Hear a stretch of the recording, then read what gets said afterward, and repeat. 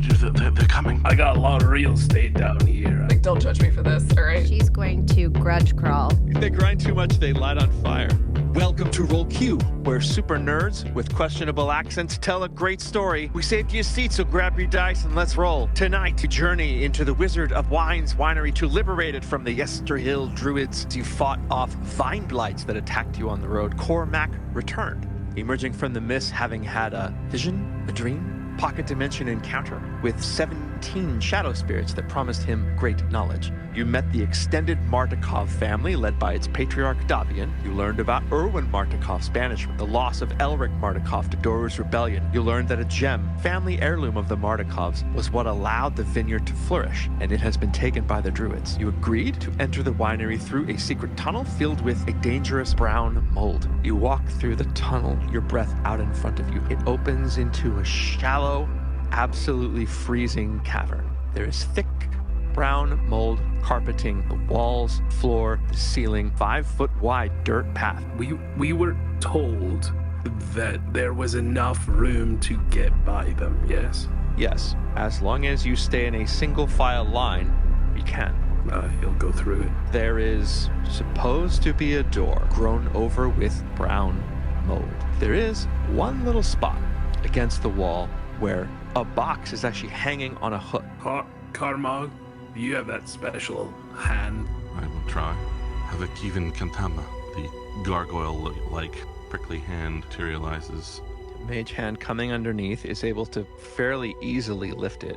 The box is pretty small. It's only about 6 inches by 6 inches. Gummer, as the box passes you, you notice like runes inscribed in the box. It is in Druidic. It says, "The Teeth of Winter." Does that mean something to him? Make an Arcana check. 17. 17. Winter wolves have teeth that, when extracted, are magical. If you take that tooth and pierce your stomach, you don't have to cut yourself deep, but you do have to break the skin. As soon as you do that, you can exhale a 15-foot cone of ice. Of course. If you pierce your bicep, that allows you immunity to cold for a single minute. He would explain this to all of them in low tones. He doesn't know what's on the other side of the door. Well, I'm definitely not putting that in my bicep or my stomach. I got a lot of real estate down here. I'm happy to do that.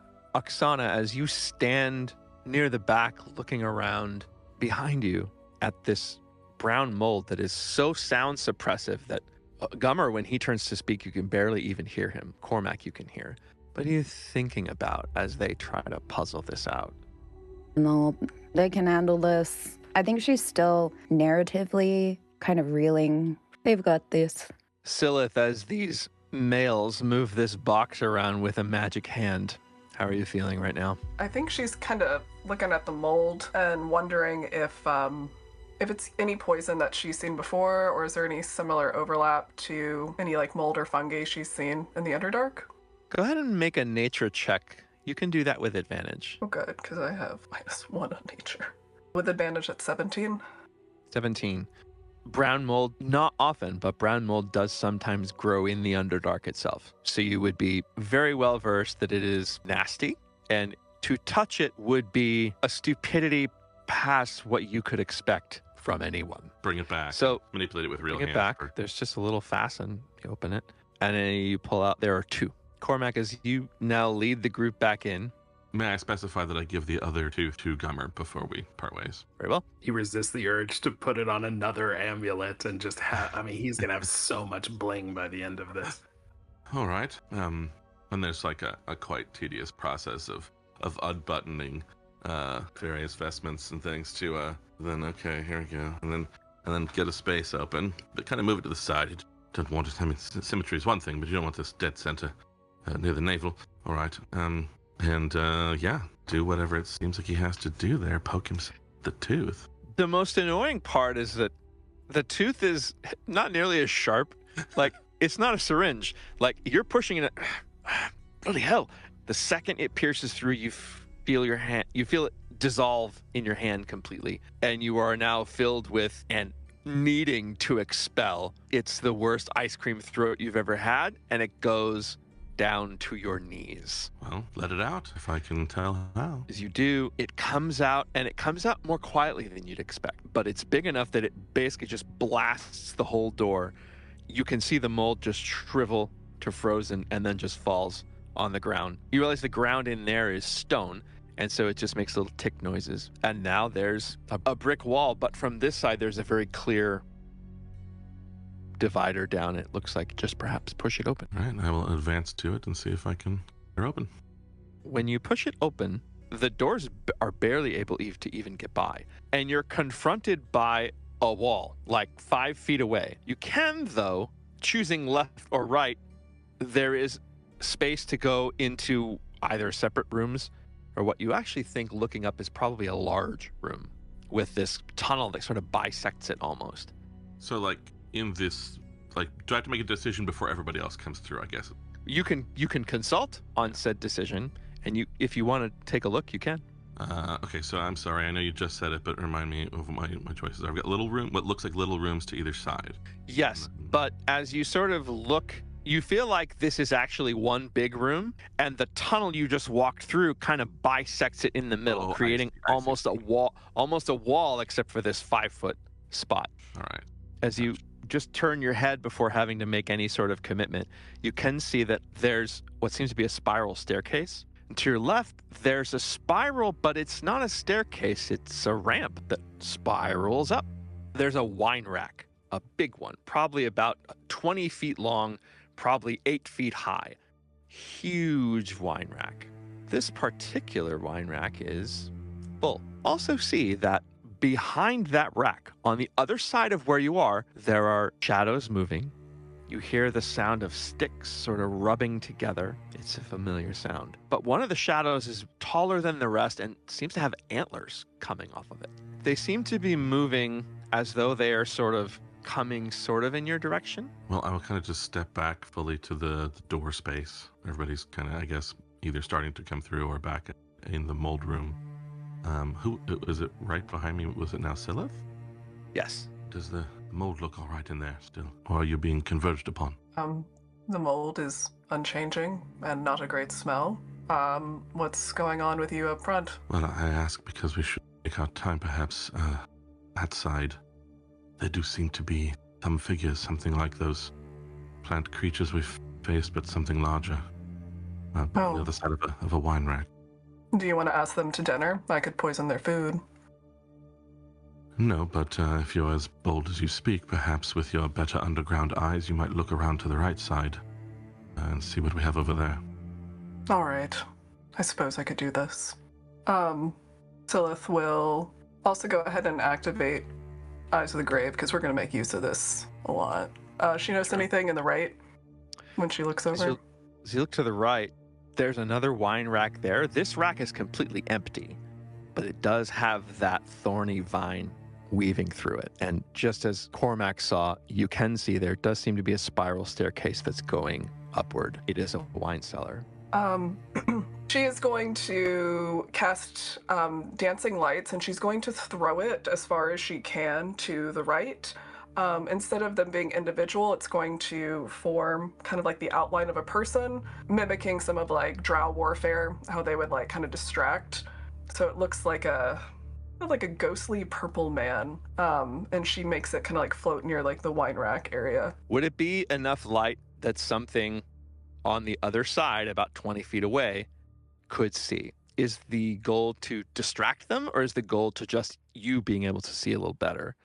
The goal is to distract them, kind of like, I imagine, like low campfire light, like embers kind of flickering. So it's not super bright, but enough that they would notice something. Having heard this little shuffling as well, here it stopped. A voice mutters something in a language that you do not understand. The stick sounds start to move toward you, and they're going to run right by this door. It's the only way to get towards what you have thrown there, like right beside it. What did you do? They're coming. Can we pull back through the door? I mean, it's a little Keystone Copsy, like you are. That's right. My understanding is, I suppose you could have left, a few feet between you. So, but there is sort of like, move back. Oh, okay. Like there is a little bit of silly to it, but I would say yes. Silith, I will have you go ahead and make a stealth check, but you can do it with advantage, given your ability to move back and given that they are very distracted. How far? I would say she and Cormac and the rest of you are far enough back and there's enough mold. I mean, you and Gummer now are not even underneath this archway. My stealth was garbage with advantage. I'm not being a great drow right now. Would she be able, I don't know if this is advantageous, could she cast darkness on her and Cormac to kind of like, in response, to kind of flush them out from the creatures? Would that, or is that moot? I don't know that it's moot, but I don't know that you know. You can take a shot. All right. And a Hail Mary, she like reaches up because Cormac's taller than her and puts her hand on his mouth. And she's like, actually, this would be kind of cool. She's gonna sign in DSL, drow sign, against his face, like on his lips, like quiet, and cast darkness. And I feel like with darkness for a drow, it comes out like very much like spider. So it like starts to like crawl like over them and like over his face. And like she's like flush up against the wall with him. The tunnel was pretty dark for Gummer and Oksana before. And suddenly there's this just absolute pitch, magical darkness, as though you're in a light room and the lights go out and there's no light at all.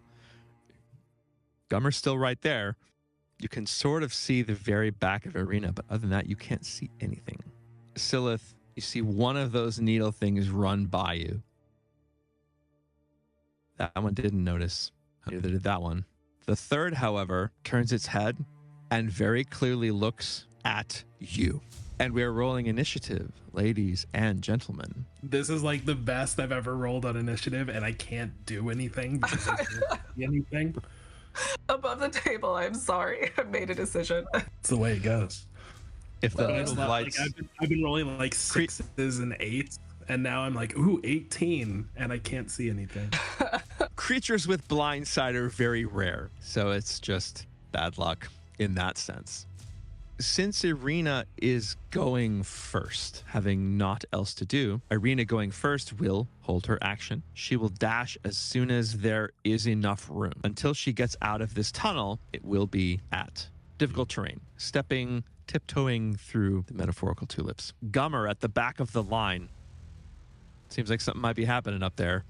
I think it makes sense that I can't do anything. I can't see anything. And I think that because of my height, I can't even view enough to be able to hold my action for something that I don't know is there.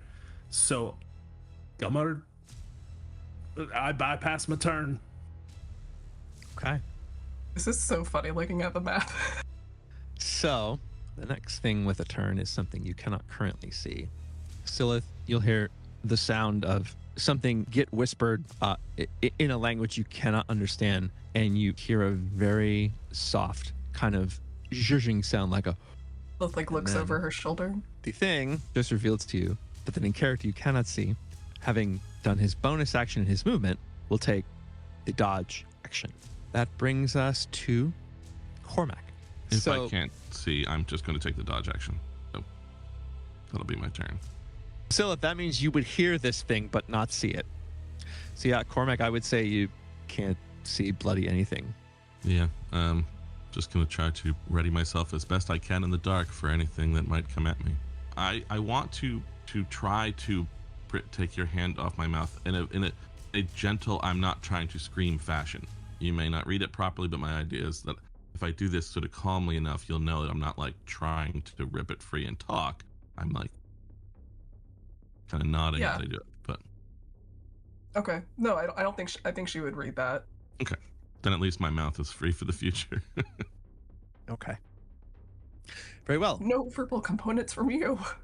Silith, you are the woman of the moment. I am. I made a decision. It is your turn. All right. So I think when she feels Cormac grab her hand, that is when the moment she moves it, and she does drop concentration to let the darkness disappear. I don't know what the right word would be. I don't know if it might have been a mistake, but if it is, she's not going to admit it now. She's not at that point in her character development. Can she see in front of her the needle blight at this point? Yeah. The minute you drop darkness, it's...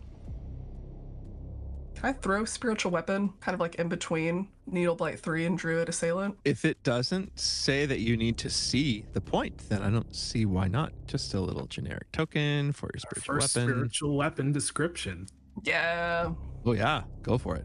Silith curses, and she like kind of like puts her hand out, and from it like radiates this like white light. And what the heck, she's a drow, so she's going to cast it, and it's going to be this like translucent, a whip of fangs. It's a 3-headed snake, and so two of the snakes are small and like black, and then there's a larger one that's white, and they're kind of fighting with each other. And she cast it, and they're like, you know, hissing, very like Medusa-esque. Well, I guess if I do 13, and then I guess I'm going for the blight first. A 13 hits the blight, if that is what you're swinging at. Yes. 15 points of damage. Whew. Your snake reaches out and chomps this thing, but it's still force damage, so it almost seems to crush it. And I mean, it is just a twig now. It is somehow holding its feet, but it is very unimposing suddenly. I'm imagining she's gonna kind of like crouch down here, so her taller colleagues might be able to like hop over. I don't know if we're gonna like have to frogger this. Okay. So the spiritual weapon is your bonus action, so you can take an action if you want. Okay. Sorry if you already knew that. No, thank you for the reminder. I need all the reminders right now with as much Dayquil as I am on. For action.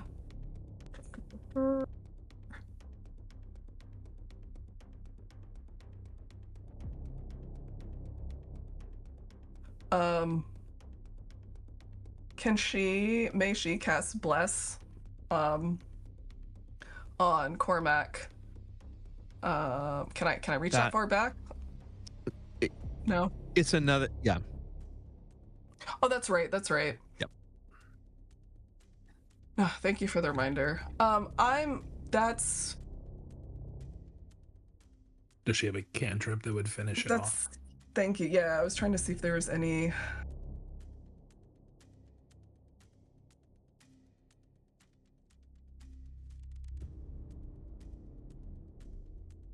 I don't know if she would know that, or if she's seen that. Had 2 fights together. I don't remember if you used Bless in them though. Then can I use Thaumaturgy? And then let's do like a phantom sound. Can I throw, gosh, man, I'm really throwing some stuff out there. I don't know, like some kind of like at the far end, like needle blight mating sound, something that the needle blight people would dig, like on her far right, and like throw it over that way. Is this, I know, I'm getting loopy on the cold medicine. You can certainly try to make a needle blight mating sound if you would like to. That just sticks rubbing together? Yeah. Please describe it. Please describe it.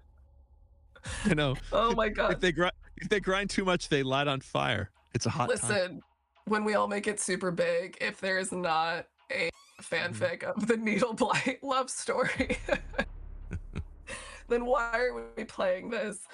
So Silith, like, she almost, like, she looks back at Cormac, like, it's like one of those looks like don't judge me for this, all right?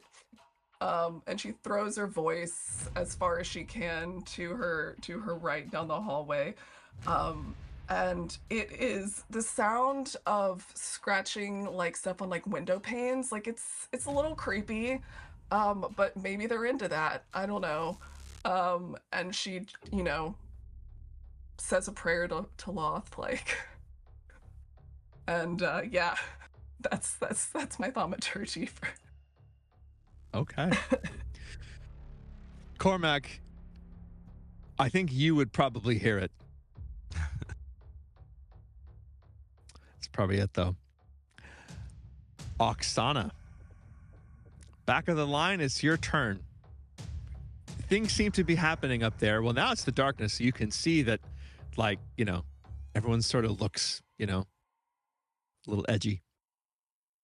Would she have clearly clocked that Arena, nobody goes after Arena? I feel like we've talked about it multiple times. Okay. Yes. So she will cast Bless on everyone but herself. Narratively, that's a choice. And that is her once daily use. And then do we remember what... Go ahead. It's How many creatures does level 1 Bless hit? 3. 3. Okay, great. Omitting Oksana. I'm not Oksana, but Arena. Just in the interest of time, that's my turn. Okay. Needle blights.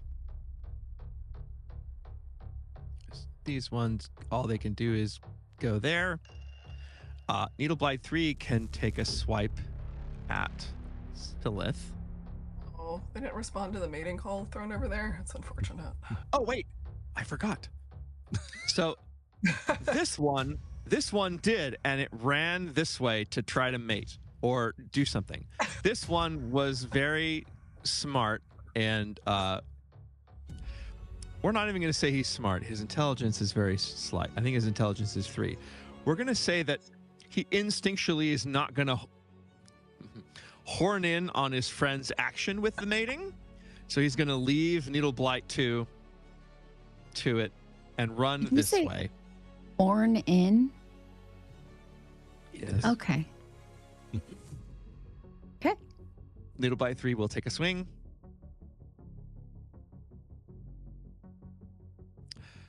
Stillith, that's a natural 20. Boo. Boo. So that is 16 points of slashing. This thing, squashed by the spiritual weapon to within almost a literal inch of its life, just reaches out almost instinctively, but it catches you right along the collarbone beneath the neck, and it leaves a pretty good damn gash in you. He's like, I don't see as the needle blights can, move up, as it were, but I don't see as any of the rest of them can do anything. So that will be their turn. That's Irina. Irina is going to shoot her crossbow at needle blight number 3. It does not hit. So she fires the crossbow. Cormac and Stillith, you would hear the sound of the crossbow whipping right past your ears, but it does not hit the thing, and it kind of ticks off of there. I'm going to say, because of where she is, she's going to use her... No, she's not. I was going to say she's going to use her bonus action to hug a wall and hide. She's not going to do that. She's not going to do anything. That's her turn. Gummer, you know stuff's going on now. You just got blessed. Can I see anything? No. I can't see any possibility that you could see something that narrow past 4 people. You would know that there's a room. You'd know there's something up there, over there. And I hear the sounds of battle, like yes, Gummer got sitting in the back, just at the kind of hanging out while everyone else is fighting. You can hear it. He will hold his action to cast Starry Wisp at the first non-group thing he sees. Okay. Holding action. Now it's the druid's turn. Is it just in a video game that a spiritual weapon can be attacked? You can expect, more tunnel-based combat action. Casting darkness in the dark. It's been great. This will affect Stillith, Cormac, and Arena. I'd like you guys to make dexterity saving throws, please. 13. A 13 succeeds. 19. Thank you, Dice Gods. Very much. Arena succeeds. It's actually very logical that these are all successes. So the Druid Assailant used his Speed of the Adder to cast Fairy Fire with a bonus action. It did not work. And if it landed on you, it would have given advantage against attacks, but it didn't land on anyone. So purely out of curiosity, where did he center it? It was logical to put it on Stillith because that's what he could see. then both needle blights should also need to, or at least number 3 should. It doesn't exempt. It is any creature within the radius of it. I think they both would. Number 3 succeeds. Number 2 fails. I'm waiting for the next round when the druid assailant is like, I'm just gonna let you guys in. I'm gonna back up. Does anyone remember You know what it was that we can't let them get to alert all the other druids? Thunder. There's a thing. Oh, just Thunder. can't let them do thunder. That's It is any thunder damage. The druid assailant is actually going to cast its thorn whip on Needle Blight 3 to get it out of the way. And missed. That's a dirty 20. Oh. So, Silith, you would hear this thorn whip come out, and you literally see the blight just as it rips through, just in a pile of sticks with its 1 hit point. That is gone, so it's going to come right in your face. Oh, yeah. That's all it can do. That was a bonus action. The spiritual all I weapon can do. doesn't have any opportunity, right? I didn't leave. I don't think it does, right? It does. Oh.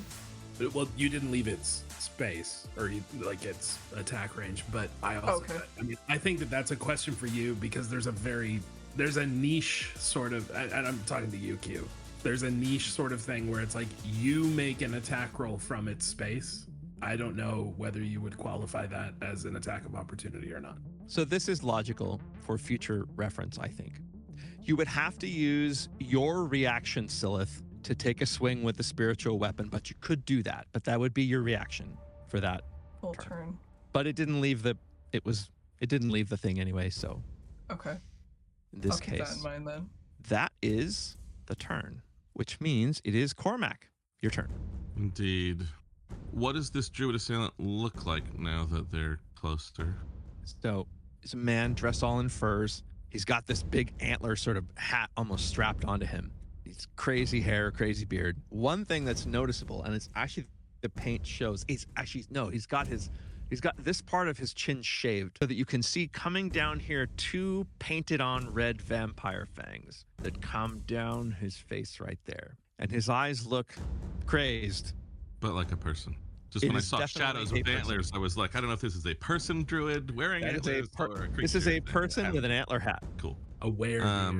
And I know we keep bringing this up, and I'm not sure I'm aware of the final place we've landed on going through the spaces of each other and then enemies, old rules versus new rules, and so your rule. Going through, we're going to stick with the new rules. Going through a friendly is fine. Going through an enemy is difficult. Okay. Then I am going to. Did I write words out for this? Oh yes, I did. So Cormac fumbles with his a little bit to switch from what he was thinking of in the darkness and so forth. Pull out his chunk of quartz and says, "Ola Kivin Varasa." And there is a flash of a sort of gargoyle visage attempting to grab a hold of this druid casting hold person. So it is a wisdom saving throw from the druid. That's an 11. Hey, that's a failure. So they are paralyzed, which should also, well, obviously good for doing things to them, but also should mean that I can get up there and away. So I will sort of walk into Scylla's space, kind of do everything I can to get by without disturbing him. I'm gonna, you would see my dude right there. Oh, right. Sorry, yeah. There's other things you see too. Okay, yeah, let me know what You see some dudes here. it was what I had to do and didn't see them. So that's got to get out of the way. I mean, faced with all of that, I will do what little good it can help me to bonus action, minor illusion, another, classic little gargoyle statue off to the right of Native Blight 7. Oh, maybe they'll turn around and attack it instead of me. If I can stop 1 or 2 attacks, maybe that would be wonderful. That's all I can do. All right.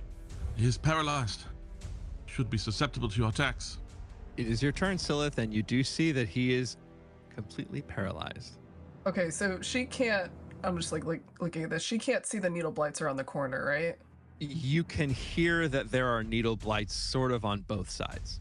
I also think you might have heard the one that ran towards your thaumaturgy. People can walk around. I think the first thing she's going to do, since she took a pretty big hit here, is, can I reach out? Will this, and this just because I know this rule, well, he's held. If I cast vampiric touch on him, will that mess anything up while he's... I want you to hurt him as much as possible while he's held. Okay. All right. So then I am going to, so it's going to cast vampiric touch on this druid. Come on, dice gods. Heck yeah, 26. So 16. 16 if you can take them. You reach out, Silith, and you literally... Do you want to describe how you reach out and touch someone, the paralyzed druid? She's very mad at a lot of things right now, mostly herself, but she's gonna take that misplaced anger and she's gonna like grab this druid's throat and just like squeeze so that his eyes like bulge a little bit. As the energy drains, like it just like lights up her hands, like this very like green necrotic energy. And I imagine too, like with vampiric touch, like taking it, like the veins underneath her skin kind of like light up a little bit, like as she's kind of taking somebody else's life energy. Yeah. Yeah. You suck a lot of life energy out of this guy, and his face almost, his skin seems to go pale as it sort of gets sucked this life energy out of him. 16 with advantage. Hits. Okay. It's also an automatic crit. That's 29 points of damage. Describe how the druid's head pops as he's paralyzed. Yes. Thank God. So as the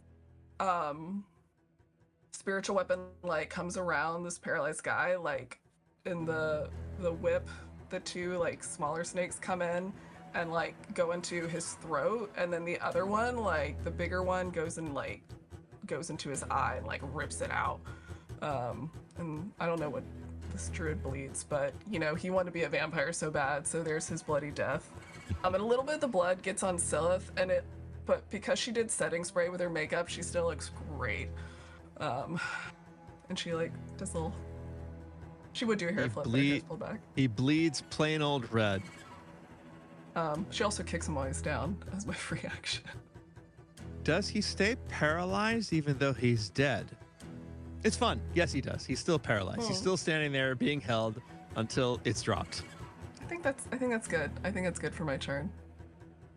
Okay. Oksana, you see this thing pop. I would say, Oksana, that you can get, it's tight, but you can definitely get past Arena. You can actually get past Silith too. Okay. Trying to figure out which screen so I don't move the wrong one. Is it rough terrain, or how far can she go, you said? It's rules as written. Getting past a friend is not rough terrain, so I'd call that 5, 10, 15. You as you walk by, you can just push paralyzed guy and he just flops to the ground. Love it. Actually, I would like to do something with that, at least flavor wise. Please. So she'll pass Arena, and I'll I just imagine that I'm like to Silith, excuse me, just literally like my turn, and sees the dead body and literally just moves him like a door. Like he just love it.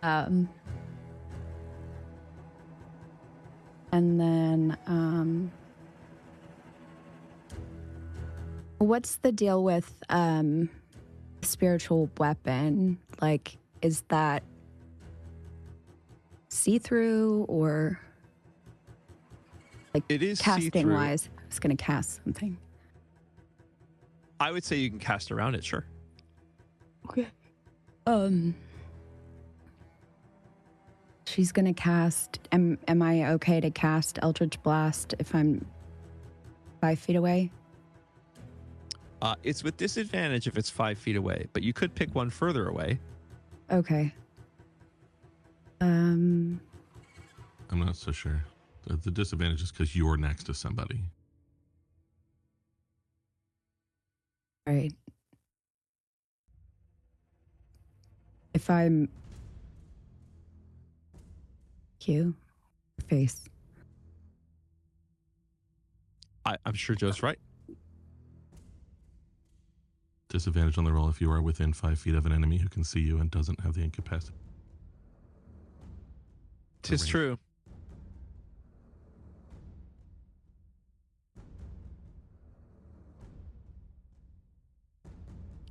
So because the needle blights, because 2 of them are right next to you, it's disadvantage either way. However, which ones? So I could do this one, and that be fine. you can definitely do it anyway. You could crawl up to the ceiling. Not with all that mold. No, the mold's gone now. The mold was in Oh. the... He's right. You're out of the tunnel. No mold. How high are those ceilings? It's 20 feet.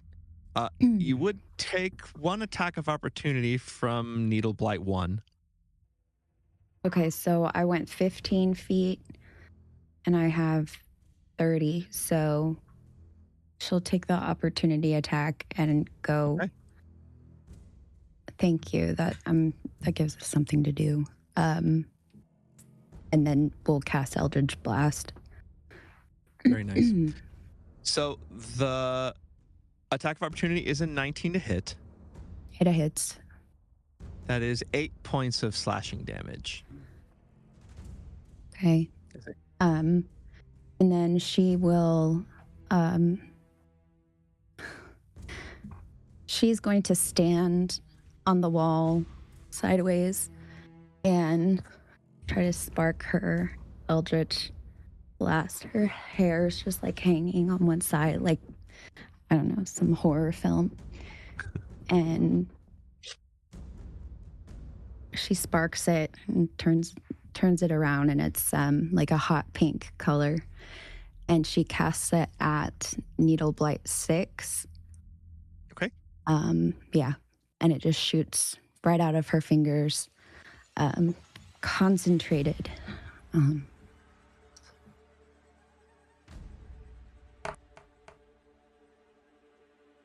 That is 26. Oh, yes. Or 12 points of force damage. Looking rough. And then I think she just tried to hit him again. They. So it'll bounce back to her, and she'll shoot it again. And this time it'll be blue, kind of the Sam's eyes blue. Do we have to try to look really close at what type of cones they have to find out their gender identities so that you can I guess. That's a 9. 9's gonna miss. Yeah. And that's her turn. Needle Blights. There is no one to swing at. Needle Blight 7 is fooled by the thing. Woo! Whoop. So he doesn't swing. Needle Blight 1. Okay. Needle Blight 1 is going to... Oksana's not really in this space anymore, so I'm going to put it there, but it's right beneath Oksana. It can't reach Oksana, but it can reach Silith. That's an 8. It's not hit. Does You not silly hit. little needle man. So, 3 of them. Actually, let me just clean this up a little bit.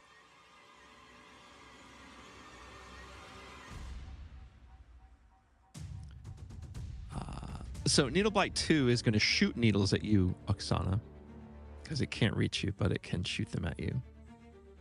And yes. Yes. Been very concerning. There we are. Perfect. The needles come at you. That's an 11. It runs right up underneath you. Number 5 is going to shoot its needles at you, Cormac. 13 to hit. No. Then you are surrounded by 1, 2, 3, 4, but 1 cannot swing. Number 4, that's a 5.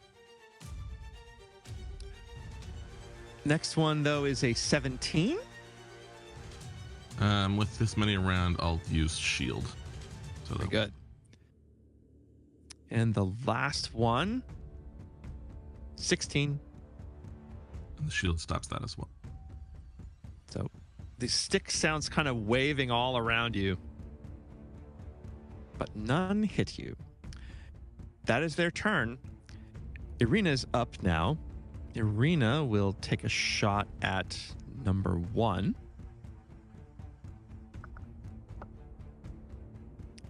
And rolls a 2 or a 6. No, 7.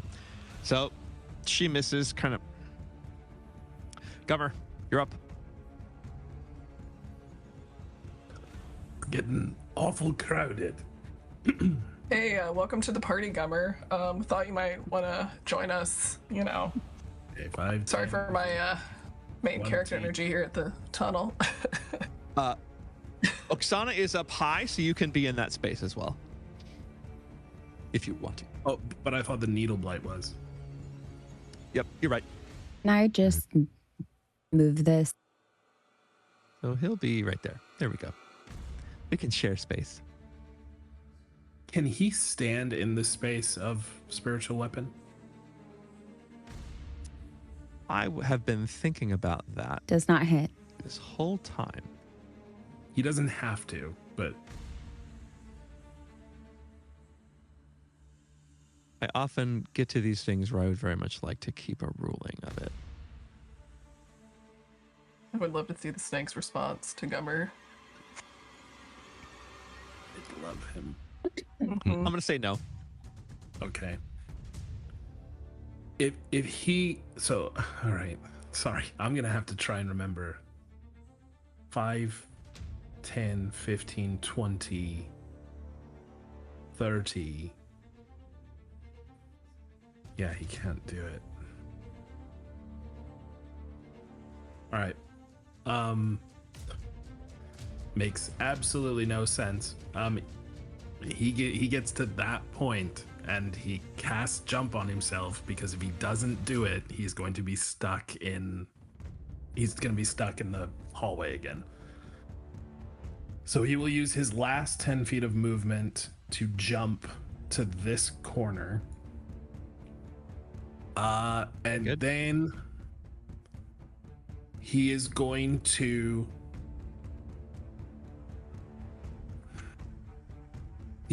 reach up to his staff and pluck some of the grape leaves and rub them against the rock. And he is going to use, for the first time, his Land's Aid. So he is going to expand a use of Wild Shape. Well, let's just make her smaller Quite a few. right now.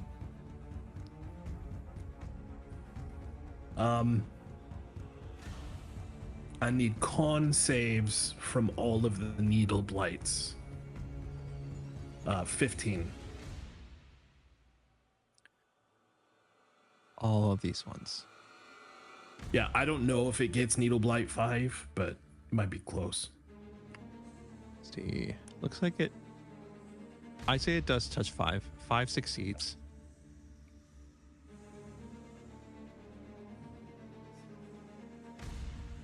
Or succeeds. The DC is 15? 15. 15.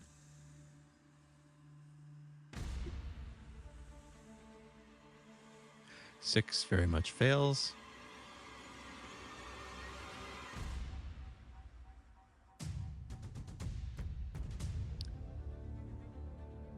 7 succeeds. And last one fails. 8 fails. Okay. The ones that fail are going to take 9 necrotic damage. The ones that succeeded will take 4. And then since he didn't see if he got hit or not, he's going to presume that Cormac did. That's 7 healing to him. But I did not. But he didn't know that. No, that's fine. Just for the viewers' record, I'm not having any hit. But that's his turn. We are overdue for break. So we will do that now. And we will continue this when we come back. Welcome to RollQ, where super nerds with questionable accents tell a great story. I'm your GM Q, and we saved you a seat, so grab your dice and let's roll. Tonight, we continue into the winery. The party has gone through the terrible brown mold hall of death with a very carefully aimed cone of cold and into the wine cellar, but they found there a druid and a bunch of needle blights. They're hiding in the tunnel, sort of, but they've made their way out, but it's complicated. But the druid is dead, the needle blights are on the run, and we start right in the middle of combat. Cormac, your turn. Whirling about, looking at them and realizing that they've been firing needles in all directions anyway, I will just turn to the one to my rightish, Needle Blight 8, and tempt Valituntushka to initiate in its mind a frightening visage of gargoyles and cast Mind Sliver upon it and an intelligence save, please. That's a natural 20 for a 17. This is the smartest needle blight ever. Yes. That didn't work at all, so I'm going to try to use my bonus action for something, which is... This pause is brought to you by Silith. Silith, please tell us about this pause. Oh, you want me to talk about a weighted pause? Not you, Silith. Oh, so a pause is a very interesting tactic. If you wait long enough, people will think that they missed the joke. Even if you're not sure what's going on, you still win. And insane. Thank you. That was amazing. And honestly, I could listen to that as ASMR. Yeah? Well, following this beautiful pause, this takes us to Silith. It is your turn. She is going to first use her bonus action to see if this spiritual weapon with her whip with the 3 snake heads. Number 1! Lucky you. Okay, number 1. She kind of like reaches out her hand and does a twisting motion, and the snakes on the top of the flail parallel her hand motion, and then does a 16 hit numero uno. Yes, indeed. Right. And this was upcast, so I'm still at 3rd level. So 7 points of damage. Boom. The force damage pops this thing. It falls in a blink of needles. The snakes do a little chomp. She's got about 5 feet, which would put her in range of Needle Blight 2. Going to be, thank you, Dark Eminence, for this test. It will be a Constitution saving throw of 15 from number... That is a 3. Oh, Dun, boo. dun, So dun. sad. All right, so that will be 8 points of radiant damage. The radiant damage, as you say the word, it comes right up from the floor and it just bristles the thing into another pile of needles. Is Oksana, is she like mid-spider crawl? Like, is she That's a up at good the ceiling? question. I think you are 15 feet up, if I'm recalling that correctly. Come on, Silith. Come hang out with me. It's kind of fun. Silith looks up using her free action and is quite impressed by this. I haven't seen a spider climb that good in some time. And that will be the end of her turn as she puts another weighted pause. Very well. Oksana, your turn. 15 feet up the wall.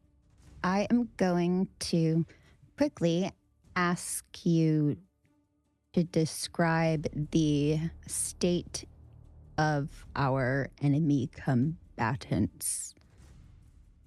They are all a bit worse for wear. Number 8 looks the most solid. All the rest seem like they're about half blown apart. Okay. I am going to Eldritch Blast at 6 and 7 respectively. And we'll narrate if I hit. Ooh. 16. Okay.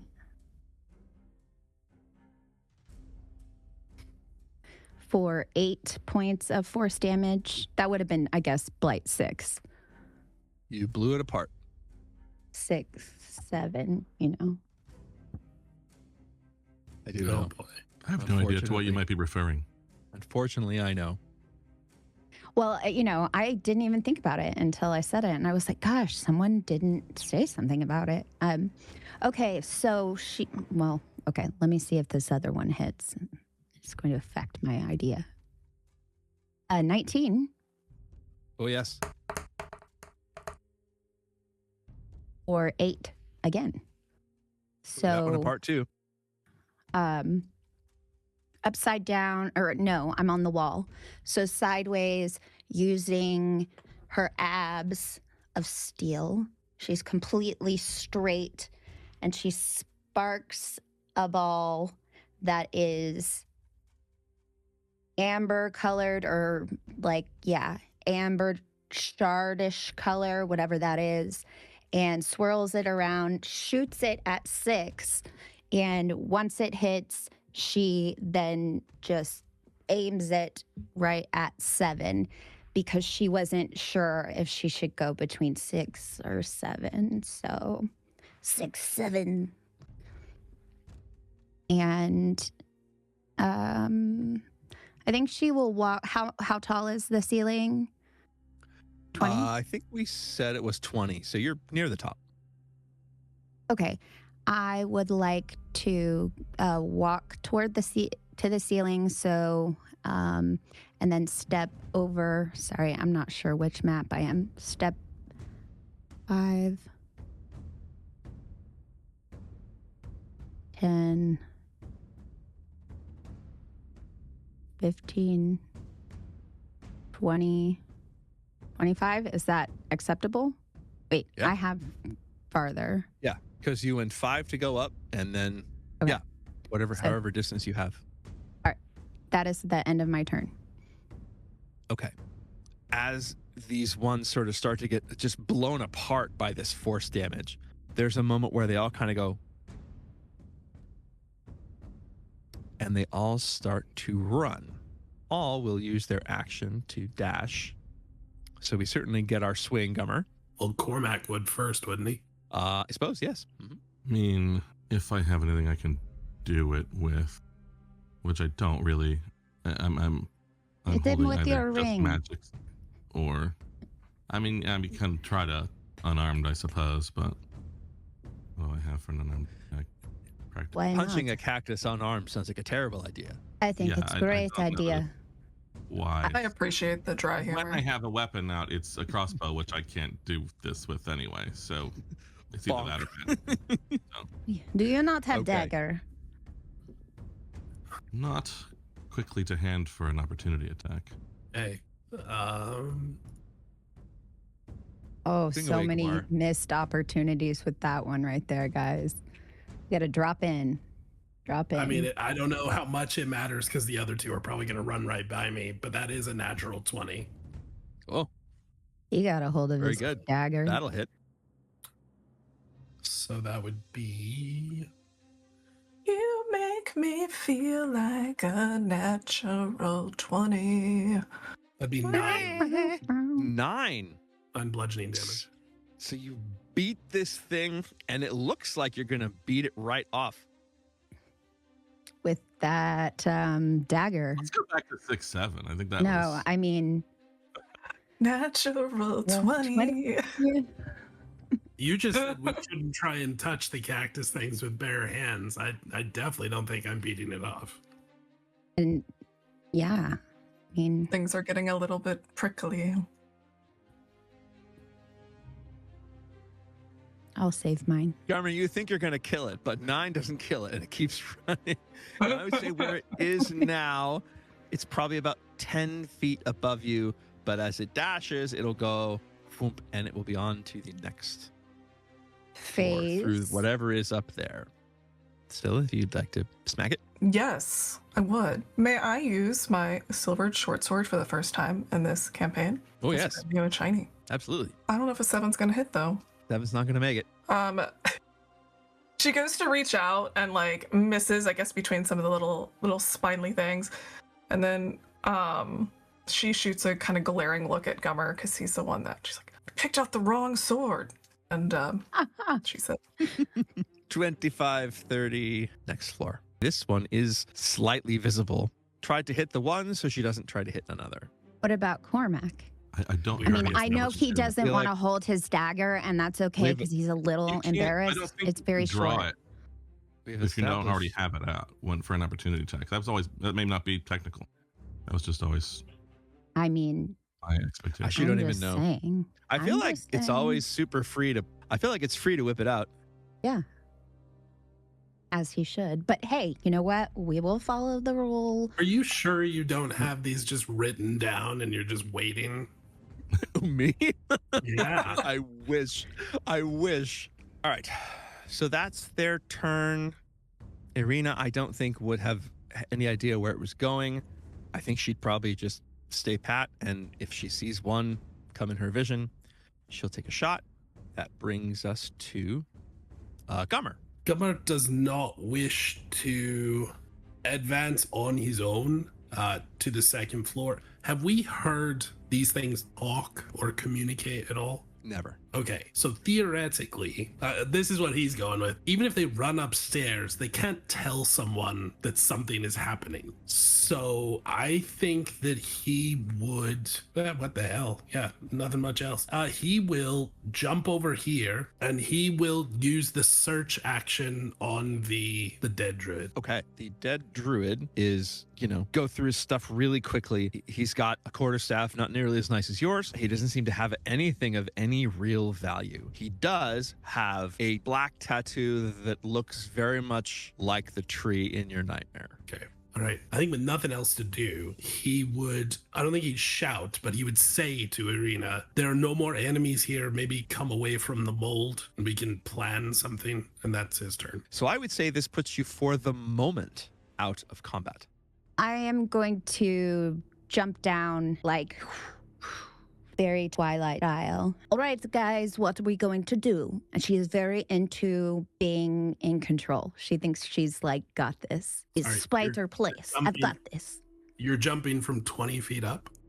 Yeah, You have to make an acrobatics check. bring it to me. Let us Bring it. go. I have been practicing. Very good. I will, if this does, does it happen for me? may I cast guidance for this? I have already touched myself. Thank you with this reminder, and it will be 17.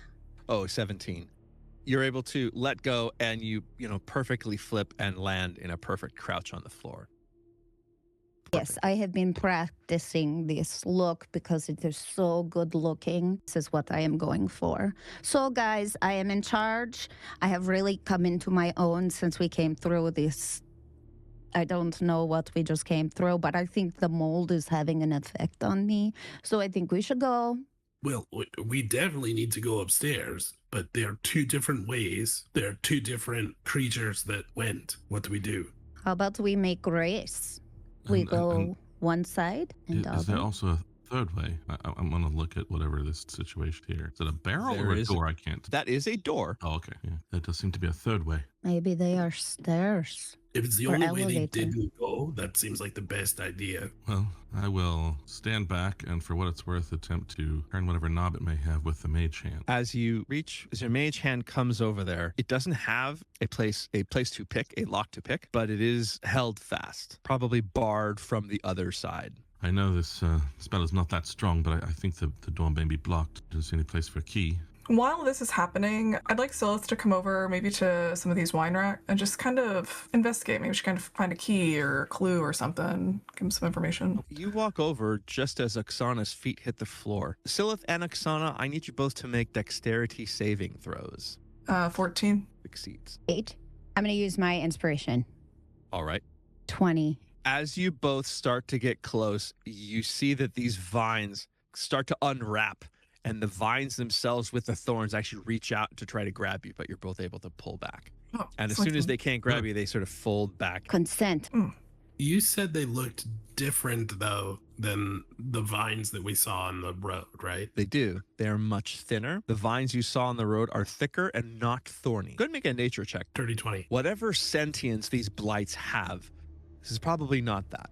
This is probably just your basic garden variety poison razor vine, Venus flytrap-ish to reach out and grab. Probably enchanted not to grab the blights or the druids, but this isn't going to chase you like the others could. But it can differentiate between friend and foe.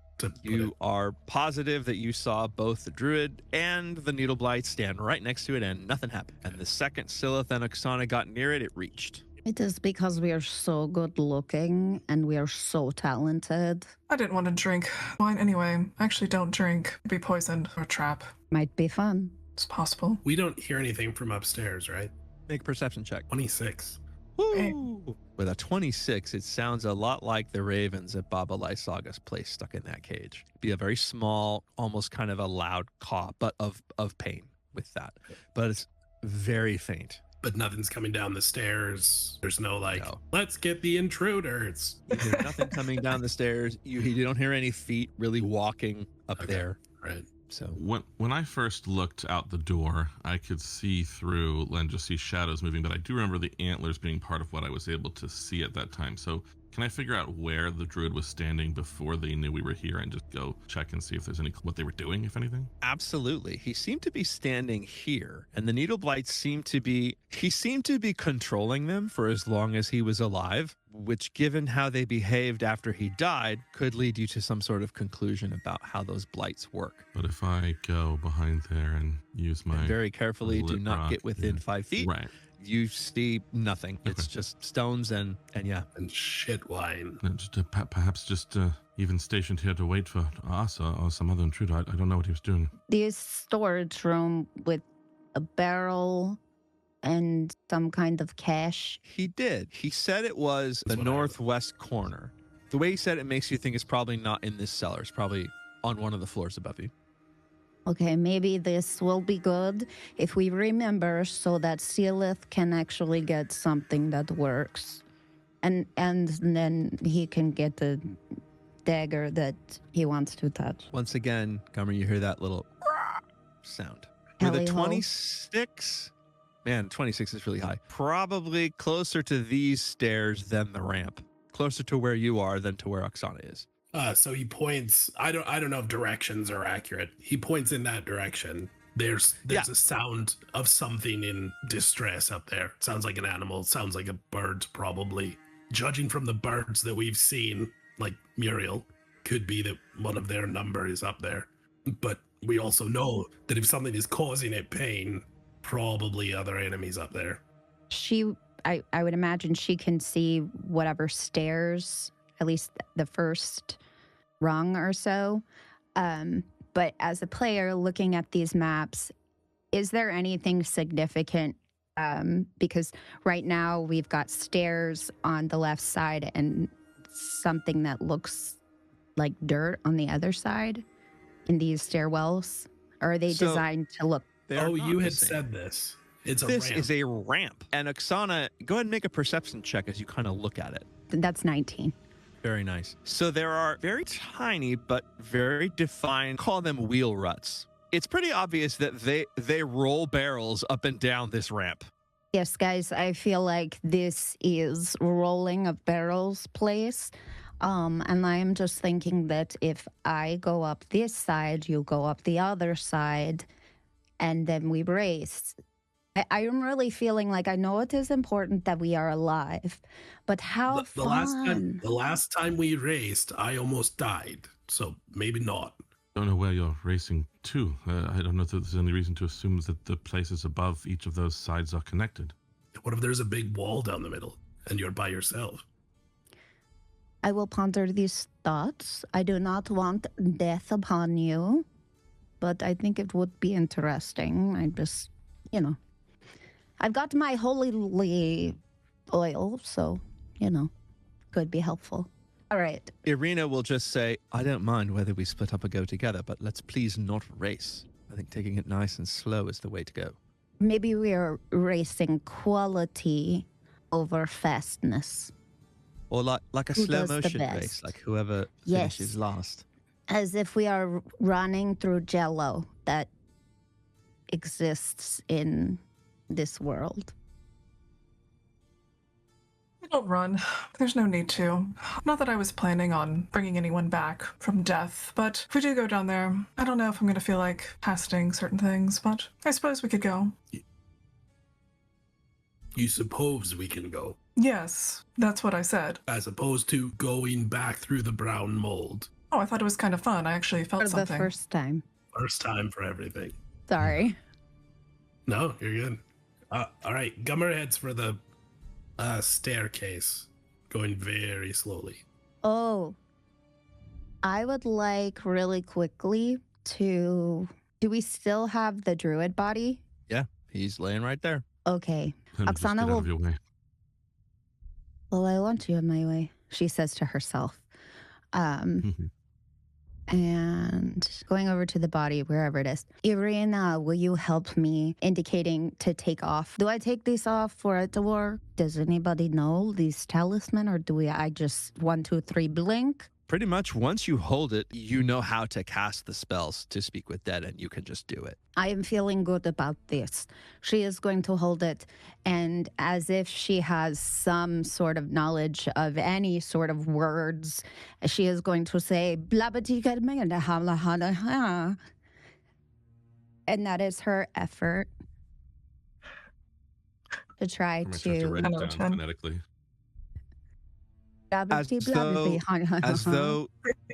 As though you spoke the language he's been trying to hear his entire life.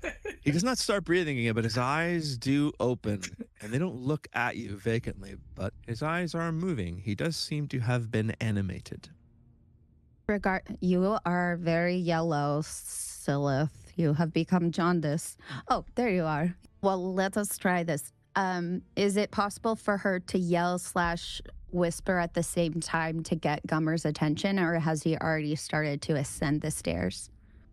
No, he's just at the stairs. Okay. Gummer, I support your druidness. Can you come? I would love for you to get to ask first question. She's so excited she gets to do something worth something. Like an open bottle of wine nearby. Make perception check. It's with sight, so I have advantage. Yeah. 16. It actually doesn't look like it. You could maybe try to do something to get this razor vine to pull away enough to take one, but there are none on the floor. He will hold his staff of the vineyard. Actually, let me ask this. I'm sorry. I know I'm going on a weird tangent. No, Go please for keep it. going. I love I where love a tangent. Could he use one of his good berries, the grapes, and get juice from it? He's going to crush one of them between his fingers, and he's going to paint down the sides of his mouth. I mean, he still looks like a dwarf, so it probably doesn't matter. But then he will walk over to where the body is. Ah! Gummer, what are you wearing? Sorry, never mind. Please tell me Here that you doesn't go. count as one of our questions. I said You know, it should. It really should. I think it's funny. Because she said the word Gummer, and the druid knows that is not his name. Okay. Luckily, Because technically, I did does not ask the count. question. If she had not said the word Gummer, coincidence. then it would have counted as a question, and he would have Yeah. answered it. But Scylla is like looking and she like crosses her arms and like looks at Gummer's new vibe. She's like, it's an improvement. What? You get the first question because you are always leader. He's going to ask in Druidic, who is in charge of your circle? he will say, I suppose a name would come through in Druidic or Common, but he will say, Lorgoth. Gummer will share that. I don't know if they're taking turns with questions. Cormac, you are smart one, I think. Well, it depends on what we were talking about. Would you like to ask? I mean, don't ever. Cormac, your turn. All right. I'm not sure what want to know that he could tell us. Well, I could take your turn. This is fine. But I don't know if you want me to. And if you're ready, it was you activated the magic. You're more than welcome. Silith, do you want to go first? Yes. I have good questions. She looked at the... Oh. But I want to wait till last. I only get one question? Irina, do you want one? No, I'm going first, Irina. She looks at the body that she killed. And she really wants to know because she's thinking about the flail the snakes like went into his eyes. I think that was the final blow from last time. I believe, yeah. He was held person and then beat to hell. So she looks at him and she crouches down and she's like, how painful was your death? My head bounced. Well, this isn't fun. I want to ask another question. Let's make him do things. We only have 5. Cormac had no thoughts. You ask stupid question. Irina, Is do this you want turn-taking voting thing again? You know, I it wasn't clearly explained to you. I Cormac, don't think he can be made to do anything other than answer questions. let's find out. Do you want to go? Sorry, I've got very Irina. I'm going to... It's fine. No, it's okay. Girls first. DMPCs know how to wait. I figured. Do you have question now, Cormac? Did you have question, Cormac? I don't know that he'll answer, but honestly, what is the Wintersplinter?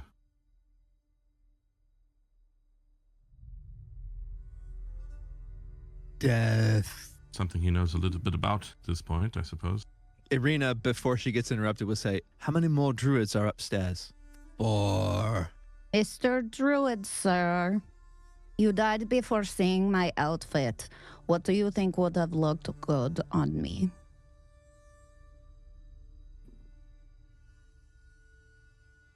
Nothing. His eyes close, his body settles. And you are left to wonder, did he mean that nothing would look good on you, or that you would look good with nothing? I just assumed it was like a return to nature thing. You will never, ever, ever know. Unless you use 2 more charges to get clarification. Ah, yes. Return to nature. I don't know if it's just the bad memory of the player controlling me, or if that 4 was a surprising number to anyone else. Thought we What were 4? thinking of 3 total, something like that. Wizard, what numbers to you aren't surprising? I think it's more about the consistency. Oh, yeah, we were told by the family that there were 4 up here. Now we know that there are 5. Perhaps they couldn't count. Okay, do you need to make art or Little man, moving along? can we do this at the end? You know, I'm trying to aim for quality over quantity. Maybe this Lorgoth has something beautiful about him in a twisted sort of way. I love Twisted. Let's go. Lore, here we come. Wherever. Who would like to lead this time? Okay, can we talk about this before we walk out? So, Sam has left us, and I have feelings about this, but he was always ready to go, and I missed that. So, who is best to do these things? I would say anyone with fighting experience. And short. I'm happy to go first, but I'm also not particularly quiet. I can change into something that is more quiet, but... Well, Steal it. Oh, please. No, Cormac, I like to hear you talk, even though you don't say nice things to me. I don't think that's entirely the case, but in any event, I don't know that we're unless one of us is going to go well ahead, I don't know that sneakiness is the primary consideration. I would be right on your heels unless you intend to scout at some distance. But yes, Silith, we don't know too much yet about what you're good at. You seem confident, certainly. Everything. I'm good at everything, but I already led the last line. I don't really want to do it You again. did seem pretty good at attracting those creatures to run across our path and surround us. Oh, wasn't that fun? I know you kept us from moving forward, and we were not worried about this because you were taking all blows. This is true. And we know your questioning techniques leaves something to be desired. Oh, is that what that is? Berry face? You've got something here and here. I've got a lot of something here. I don't want to lead, but what I could do, well, there's a couple things I could cast full of resistances to the person who is leading the charge. I'm better kept to the shadows. I will go first. She will just start walking unless anybody stops her. Gummer will follow behind her. Then, yeah, I'm behind them. Silith is going to hang back again if no one stops her like she did previously, and as she walks by the body, again, she will take out something from her pouch, purse, whatever, and sprinkle it on the body, and then keep walking. Irina will come behind you, Cormac. Oksana, are you sneaking up the stairs or are you just stomping away? I am stealthy, creepy crawling like the Grudge or the Ring. Okay, you're going up the stairs. Crawling. As you do, go ahead and make a stealth check. Come on, baby. I almost was a nat 20. 14. 14. Wait, I touched myself. Okay. That's going to be 17. Sorry, 17. I didn't mean to grab myself there. Guide me. That's literally what my thought was. I was kind of bouncing up and down and just like, So we're going there. as Oksana makes her way into this chamber, Oksana, are you kind of stopping at the doorway, or is everyone going to try to go in? Or are we going to wait for Oksana to report? Gummer would cast message at her. I'll keep this line open. You can respond with whatever you see. Sounds good. I also have message, so we could just hang out and talk together, like telephone. I mean, we don't know telephone. We could hang out. Aren't we already? If this is your way of hanging out, we seriously need to work on it. Maybe after we're in, out of mortal danger. I think this is the most amount of words we have actually communicated back and forth without interruptions. This is a first. Oksana, you climb up and you're on, if you're in the cellar, this is probably the ground floor, first floor, and you're in a little tiny hallway and wall ahead of you, and then there is a door to your right. Now that you are here, you can hear the sound of these like clicks and clacks, like birds clacking and cawing at each other. And then after a while, you hear in a language you don't know a very brief statement, and then you hear that squawking, that screaming squawk. It sounds like it's pretty much right on the other side of the door. Okay.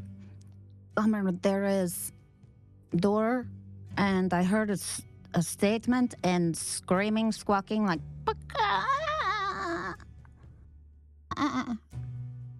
So when she describes that, it sounds pretty much like what you heard, except the clicking and clacking. I think I would make a nature check again. You would be the one to make this. Another dirty 20. Dang, Gummer. Killing it. If Literally. And hit Hearing- worth a damn when it comes to remembering stuff. By God. I mean, if there are clicks and clacks that you're hearing, and then something squealing in pain, this could be a druid would probably know how to speak to a raven if the proper spell was cast. And there also is a language that is spoken, and you haven't heard it, but you don't know whether you know it or not. Can I say it? Make a performance check. 17.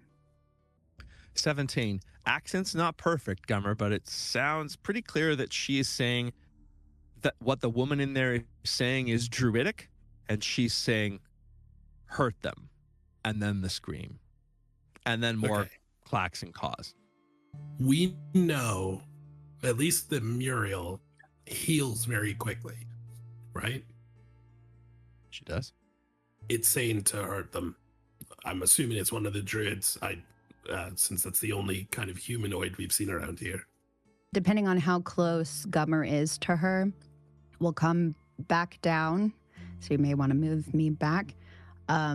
Climbing over him and making him be first.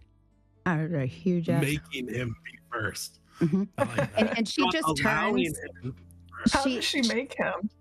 She gets on the other side and kind of like she's not PvP, but like pushing him. But because he's so like stout, her feet are probably like sliding on the dust floor. Come on, let's go. You're leader. Since you know what they are saying. How do you say meat shield in Druidic, I guess? He will go first. You hear it again. It sounds exactly like Oksana described it. It sounds very, very close. So are we maybe sneaking in the door? Right on the other side of the door. More or less. Pretty close. All right. Okay, everyone huddle up. Oh, it's a group huddle. It's when you get close to people, you wouldn't know about it. Whatever is making that sound is right on the other side of the door, pretty close. Do we want to try to circle around? Is there another way? Is there a door ahead? Or is it just No, that's this a wall. door? That's Okay. a wall. Or do we go up the other side? I'm just saying, once we go in here, I don't know that we'll be able to not be seen. I think half of us should go on the other side, sneakily, before we go in. But we Can you cast- don't know what's on the other side. I mean, I'm talking about, the other side of the, like where the barrels roll down. No, that's what I'm saying. We still don't know what the inside of this looks like. It stands to reason that the house above has more smaller rooms than the cellar. It's probably just a bunch of small places. I don't know that we're going to be able to sneak into a room with anything in here. Okay. just- let me Go ahead. let me clarify just in case I wasn't clear or if I'm misunderstanding. Oksana would suggest to go, at least for her, to go back down and go over to where the barrels presumably roll down and go up approximately a similar level to see if there is an opening at that level. And if we're close enough, we might be able to cast message unless you have to see them. No, you just have to know where they are. 65 feet is about exactly where you'd be. So I would say, estimating it in your head, 60 feet. And message is 120, so. If you Does want to go anybody- back downstairs and work your way around, that's fine. Are you going to come back if you find out it's just another room or wall? Yes. I will come All back. right, just no. Irina will say, Oksana, I'm with you. Let us go. You're the best. We're besties. So, back down the stairs without issue.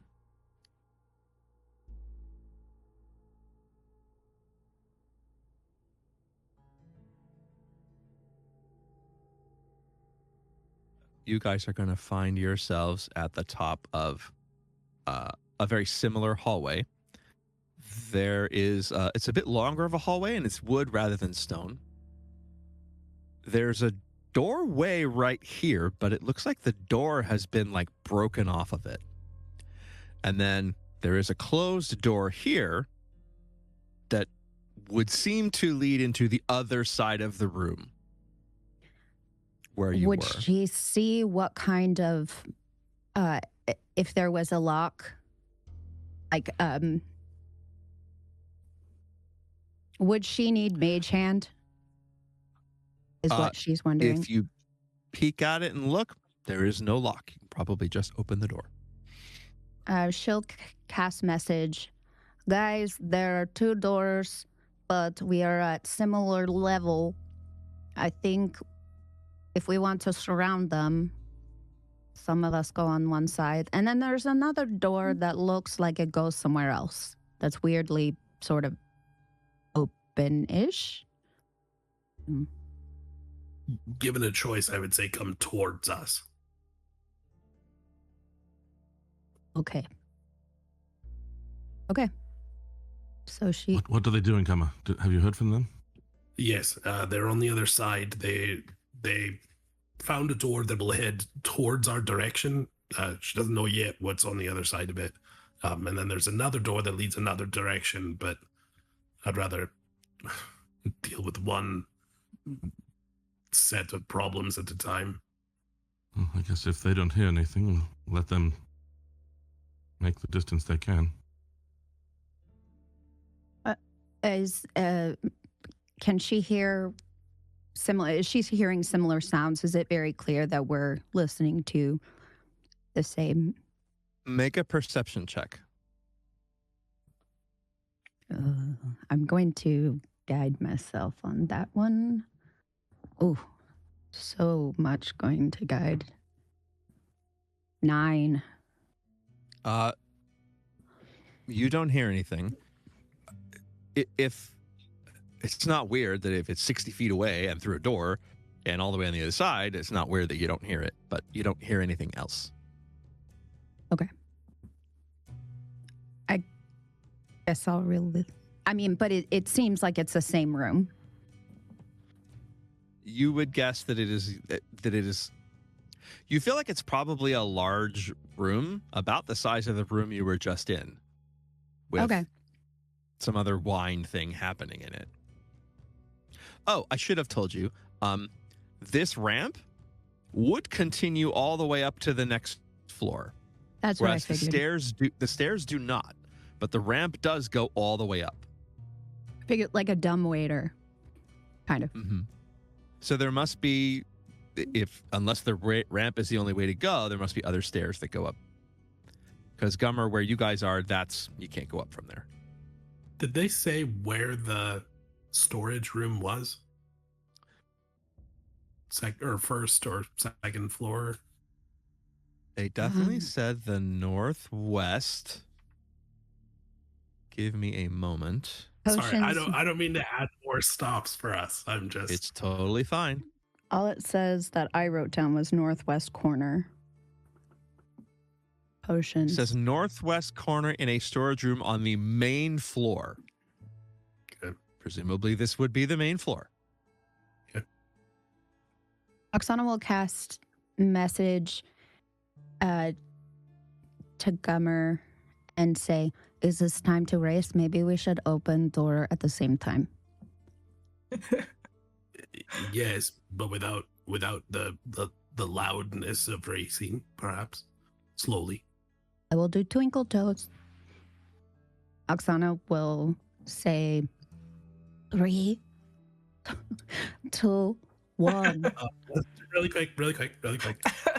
Gummer is definitely casting Shillelagh before stepping through. Just Very well. pointing that out. Okay. Very well. And And then- getting up all the way behind Gunnar. I also... Silith is going to cast False Life on herself before we rock and roll. So I'm going to add 6 temporary hit points. Okay. So I will ask again. Are we Yes. bursting through or are we still trying to sneak through? We're trying to go quietly, was my understanding. Yes. Okay. Gummer, go ahead and everyone's going to have to make a stealth check as they enter the room. So Gummer, go ahead and make a stealth check as you open that door. Oksana, do the same.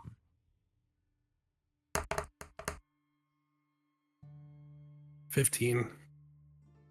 13. Okay. I guess 13. You- can guide yourself in stealth. Yeah, it's an ability check. Yeah, sure. So that'll be 15. 15. So Can Scylla reach over to Gummer, put her hand on his shoulder, cast guidance, and then like whispers, "Don't choke." Mhm. Thanks. She wants to get some of his stink on her, sure. That'll be a 17 then. So you guys open the door on both sides. You're in a large chamber. There are 4 enormous vats of wine that's for wine to be fermenting. Your nose tells you there is still some wine in there. You can see on both sides just sort of some empty bottles that are not filled. Don't think... No, you guys could not see that. There are all around on both sides. It's as though this room has been... It's as though it's been abandoned for months, a year, and the plants have completely overtaken it. There's like shrubs and scrubs and sticks and vines and all kinds of things growing all over the place in this. Oksana, you would be able to see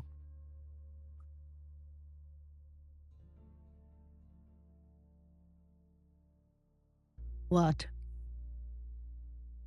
and Gummer, you would too.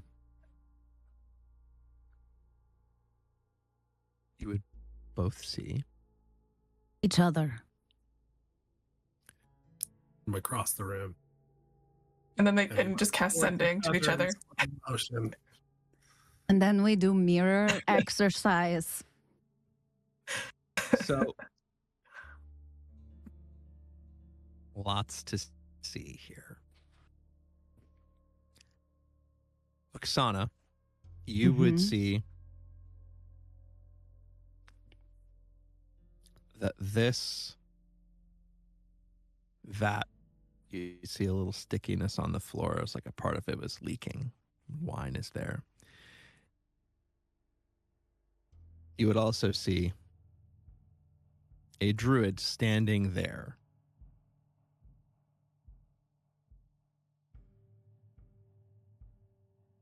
Actually, hang on. That may not make sense.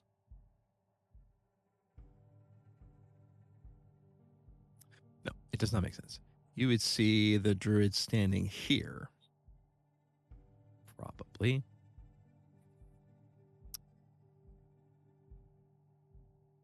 This is not going as well as I hoped it would. Should we close our eyes? No. No Ooh, need. what Wait, no. the heck is that thing? That is probably copyrighted. So that...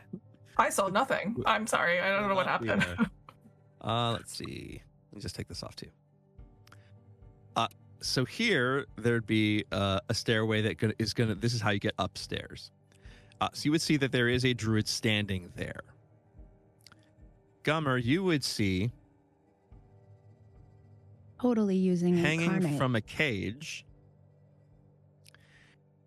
a large cage with a much bigger cage. Imagine the cage at Baba Lysaga's, but it's 6 times bigger and filled with multiple swarms of ravens. Hanging on that cage, which is only about 5 feet off the floor, are 2 things that they're only about 3 feet long, but they really are just sticks. Sticks with very pointy, thorny arms. And they're both hanging from this cave. And here you would see another druid, a female. And she is the one who is making the clicks and clacks. Gummer and Oksana, make a perception check. Based on sight or sound? based on sight. 14. 23.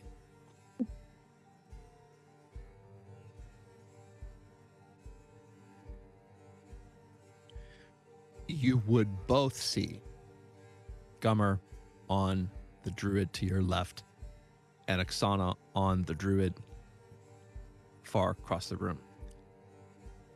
Both of their eyes are moving. They know that you're coming.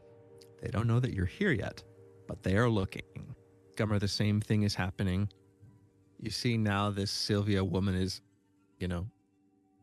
moving her mouth and clicks and caws, and again, there's clicks and caws back from the raven, and then now you can hear it in Druidic. Hurt them again. And the twig blight will stick its arm through, and the ravens just kind of squirm and squawk and scream.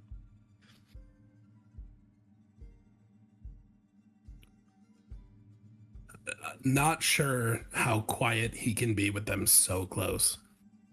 He is going to cast message at Cormac first, and then maybe Selith, depending on what Cormac says. They seem to be expecting us. I know you can make sites, like could you make a gargoyle somewhere away from the cage? Upstairs? I don't even know. Oh.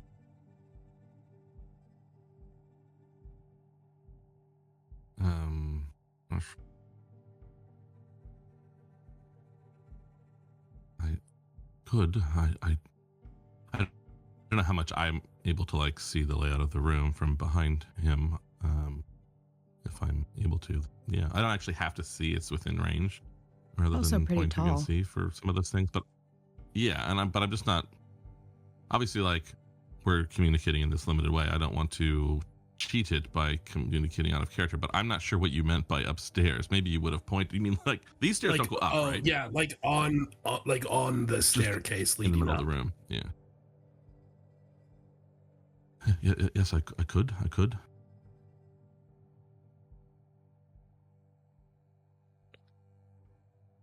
Do we count down?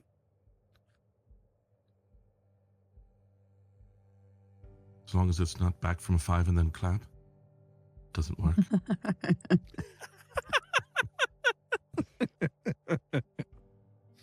There's a delay, guys. Exactly what happened. All right. And he hasn't talked to Me. He hasn't talked to Oksana since they opened the doors. So he will cast message to her. What do you see on your side? Are there are creatures over here, including we can see 2 druids. So he can see the other druid that I can see? Yeah. Okay. Yes. I only see one druid, but they look like they are waiting for us. I am going to do something exciting. But she's not going to say what. Okay. Cast them back. Carmug's going to put one of his sort of gargoyles on the staircase if he can. Hopefully try to draw their attention. Is this the thing I hit with fireball that one time?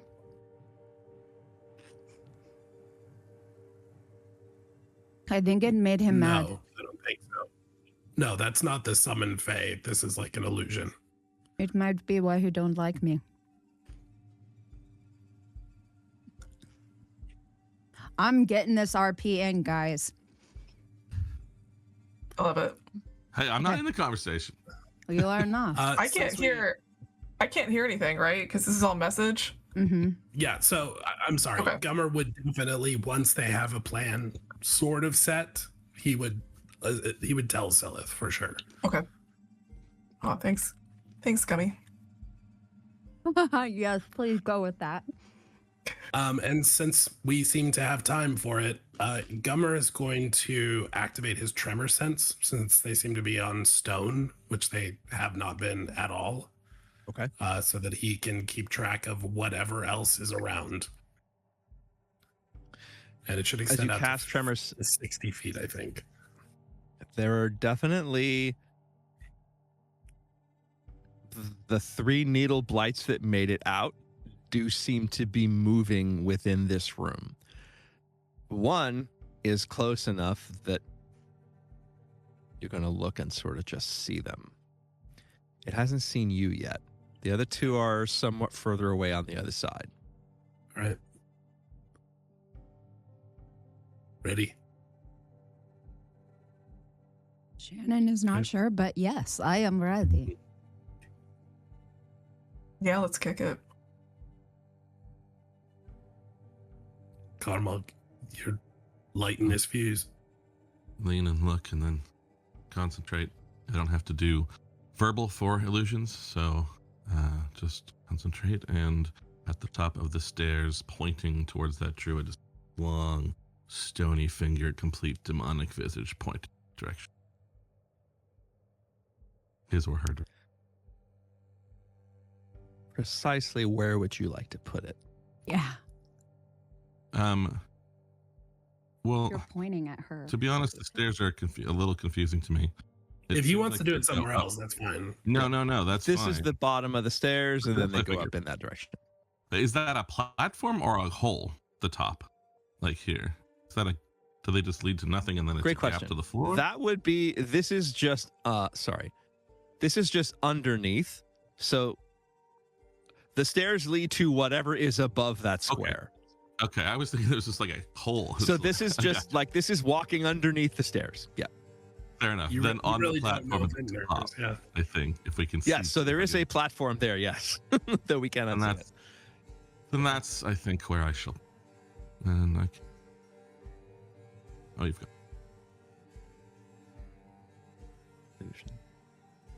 So as this happens, you hear, Oksana, you hear a voice call out in a language you don't understand.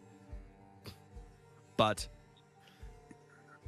Gummer, who speaks Druidic, will hear the man by the stairs say, "Upstairs. Let's take a look." He starts up the stairs, and as he does, you see activate these little sticks that look just like shrubs and sticks kind of come alive. Small versions of the ones hanging on the cage. And they, as he comes up the stairs, they start to follow him. Hitting them with their little tree legs. Quack, quack. Are we doing anything? Or are we just letting this happen?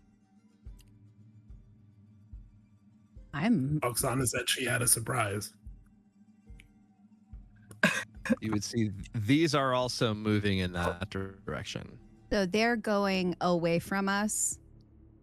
They're going away from you towards the stairs. And this guy went up the stairs. And that's just them, right? Like not everybody. I would say that you can see the guy. Yeah, you can see the guy when he's here, but once he's there, you can't see him from the bottom floor. These are not moving, Gummer. Oksana, I don't know that you could see that. Okay. She's not going to do anything until she knows that they are upstairs or that she perceives that she can't be seen. Because if they're giant vats, can she not like... These are solidly about 12 feet high, each of them. So there's tons of cover if you're behind one. Okay. She's going to grudge crawl behind one of those. Okay. And the cool thing she's going to wait for. That's a good band name. So where are we grudge crawling? Will you move yourself where you are grudge crawling? Yeah.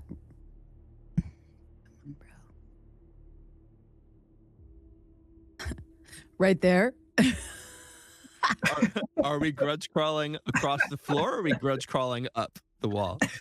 Across the floor. Okay, so there you are. The assailant will shoot out something. Gummer, you hear the sound of what's probably a thorn whip. And he'll shoot the thorn whip through the illusion, which will then go boom, boom, boom, boom. And you say, "It's a trick. Spread out." Okay, casting Moonbeam at the foot of the stairs. Okay. All right, let's go. Gummer, go ahead and make your initiative roll with advantage.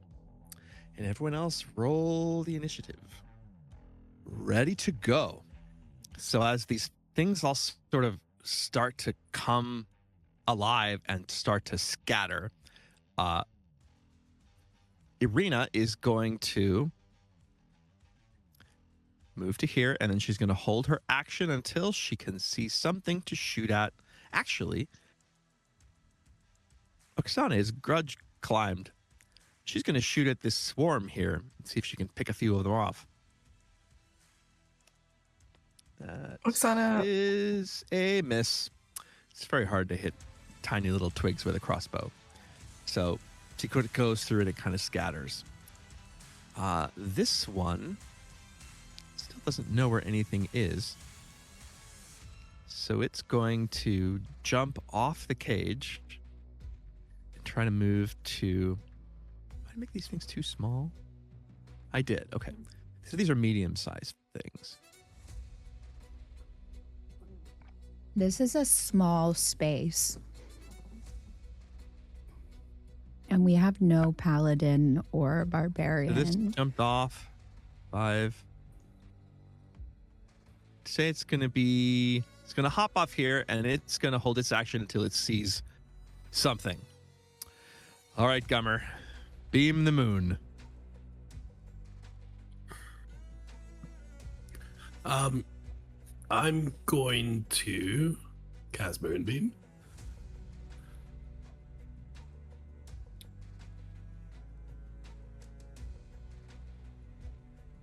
But if I'm allowed to, I would like to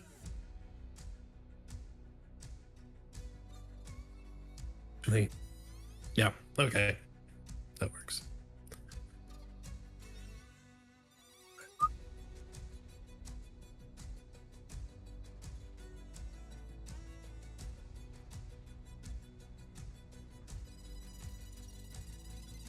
Do I have to put it where I said I was going to?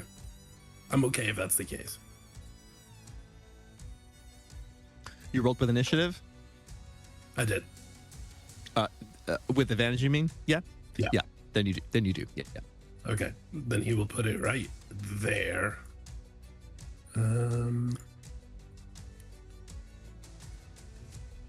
I need con 15 saves from all 3 of those. Okay. So first, the swarm is... I had to write these down, so many things. The swarm is 16.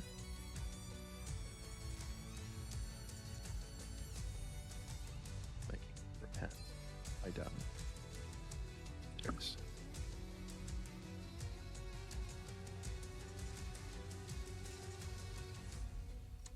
And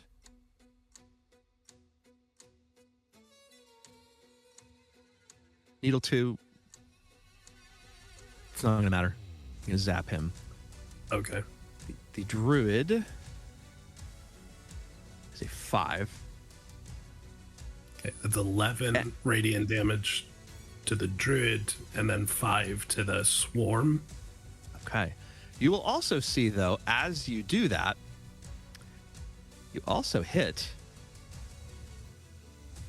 a vine which recoils as you hit it. That's a 10, so it will also take 11. Let me... Sorry to slow you down so much. I just want to make sure I do all of this right. Okay.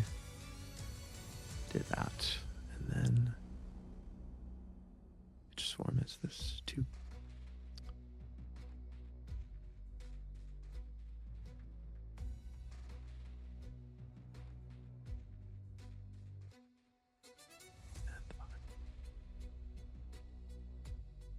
6, 11.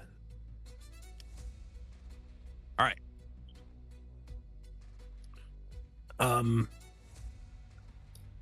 And with no real, I don't think, bonus actions that aren't casting a spell, and remembering what happened downstairs, I'm going to run here.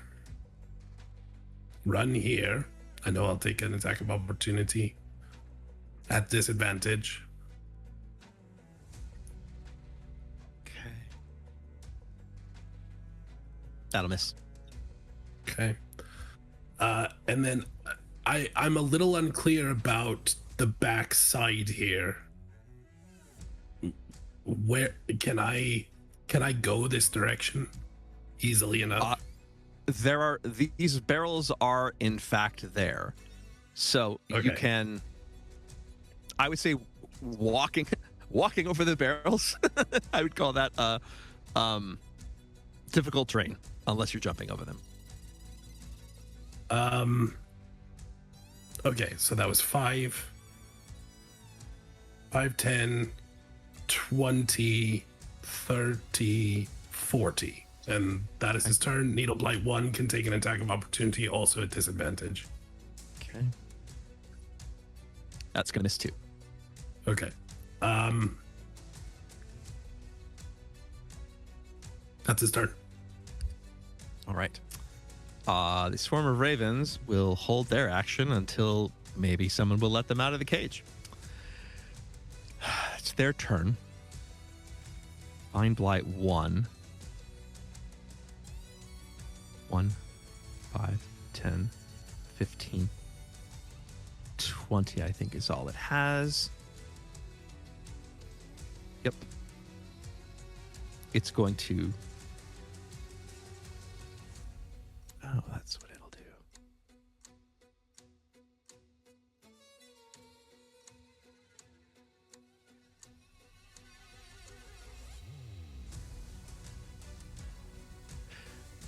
Find Blight is going to cast Entangle. Oh.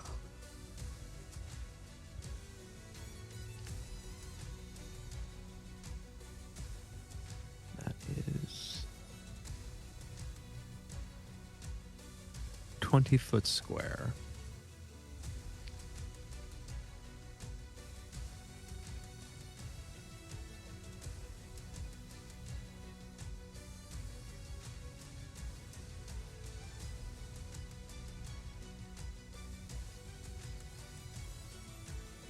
Can I ask a question of someone else other than DM? Can plants be poisoned if they're creatures? We don't know. I don't think we've tried to poison them. Okay. It's not like a categorical thing that definitely they can. Okay. So, Gummer, then, that will be a... Probably It's a know before 10-foot I square? tell you. It's 20, right? So I made 2. Oh, you're saying it's like that much bigger?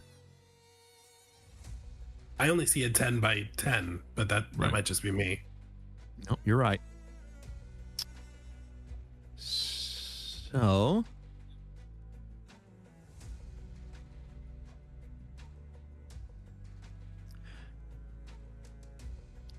I'm going to say, and tell me if this doesn't make sense.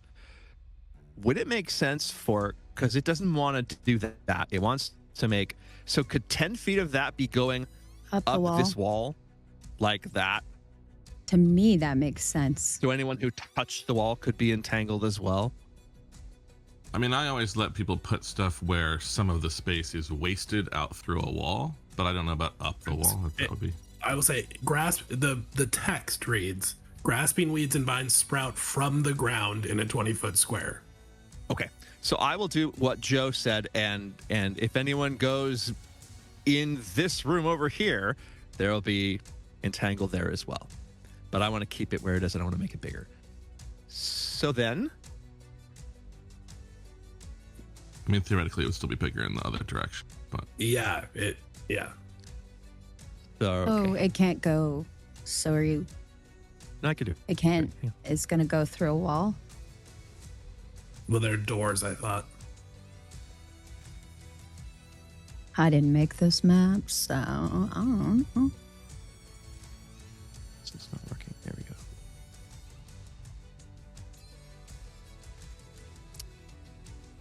More riveting television. You can probably copy paste the boxes you have for the We'll record. do that. Okay. So that'll be 20, and then Right, and there's more that's either wasted or in the next. it continues on the other side. That works. So Strength, dex, strength.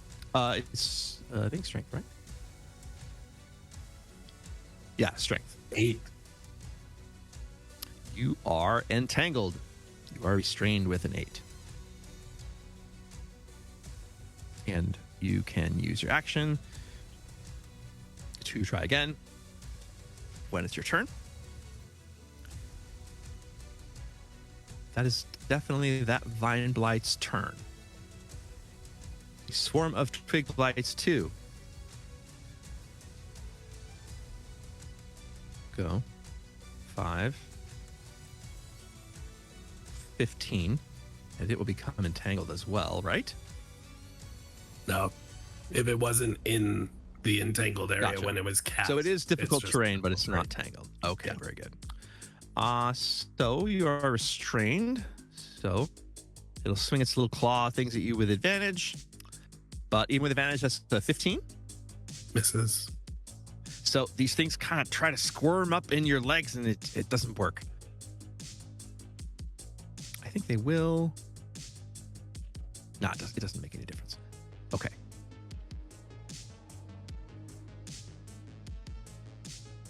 Oksana. Grudge climb. Okay. Grudge crawl. Your turn. Oksana's going to climb up on top of this barrel. Okay. So as you climb, you look and you see that you can see that the wine in this one is pretty high. The wine in this one's about halfway down, and so there's definitely some leak there. Okay. Would be sticky. How tall are they again? You are they're 12 feet and a 20-foot ceiling. So as you're standing, the ceiling's probably a couple feet below you if you're standing. No, I mean you said they're 12 feet. So ma'am. I will go up the 12 feet and Okay. down inside the Okay. barrel, kind of with my head out. I would like to try to do that stealthily if possible. But it's up to you how you... I think if you're moving stealthily, I think you have to go half speed. Okay. I think if you're moving your normal speed, I don't think you can stealth. So my speed is 30. So I went up So 12. you could stealth to the top and be there, yeah. You said they're 12 feet or 16? 12. Okay, so I could go 12 and then 3 feet down inside. Yes. Okay. So I So- suppose you could, yeah, if you went the right way, you could be peeking out, yeah. You could be Okay. invisible from there. So, Go ahead and make the stealth check just in case.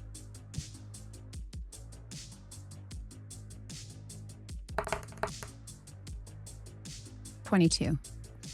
You are absolutely positive nothing saw you. I'm going to try. I've never used this before, but I just kind of want to do it. Is it possible for her to cast Stinking Cloud?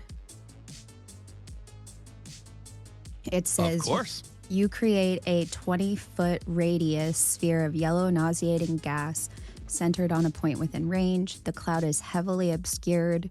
The cloud lingers in the air for the duration or until a strong wind disperses it. Each creature that starts in the sphere must succeed on a Constitution saving throw or have the poison condition until the end of the current turn. And then, while poisoned in this way, the creature can't take an action or bonus action. Sorry, I mean, I guess you could have read that yourself, but That's great. okay. So let me see. So now the question is, where do you want to put it? Okay. I'm trying to.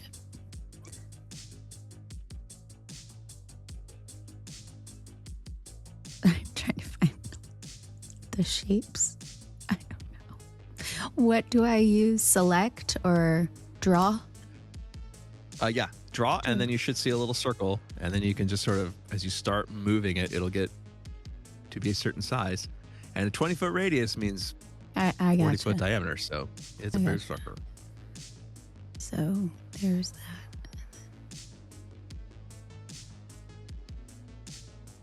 Cool. It's okay. So let's just go with that. Oh shit, sorry, my bad. Someone's better than that. That is a little too big, but not much. I Wow, am that's huge. okay. Was gonna ask You want if you would.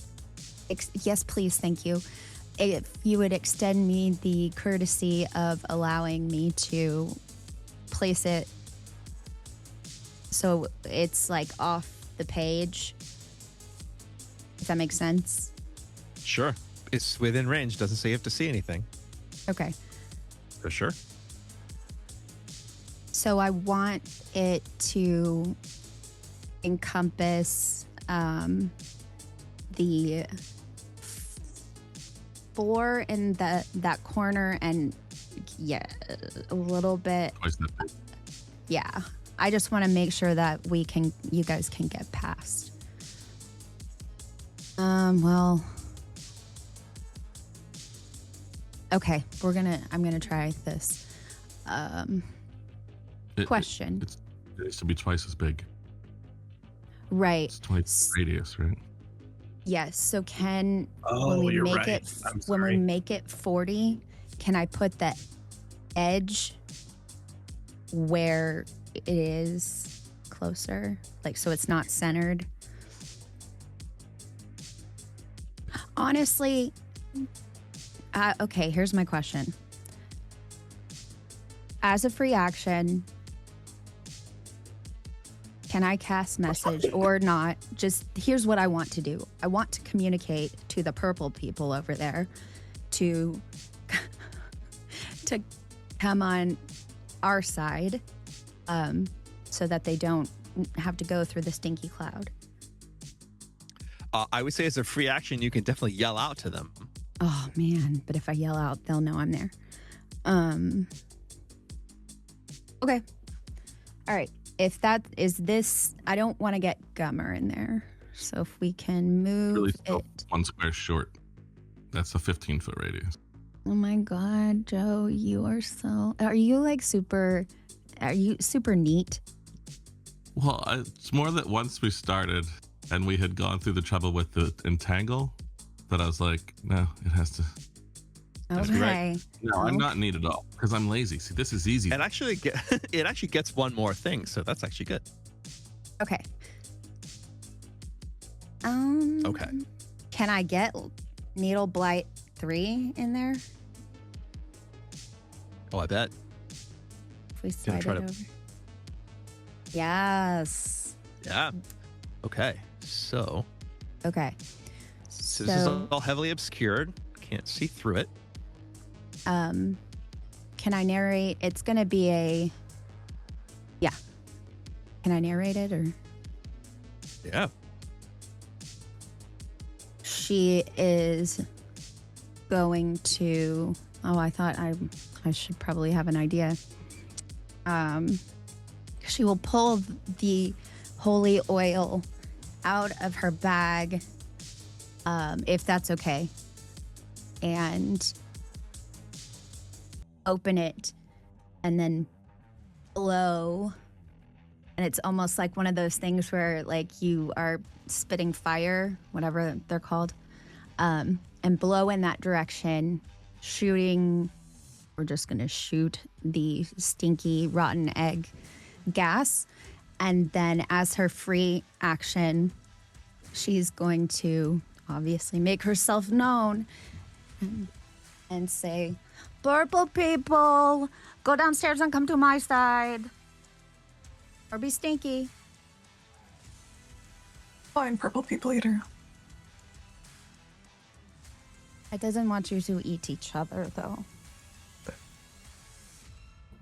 I am rolling for things.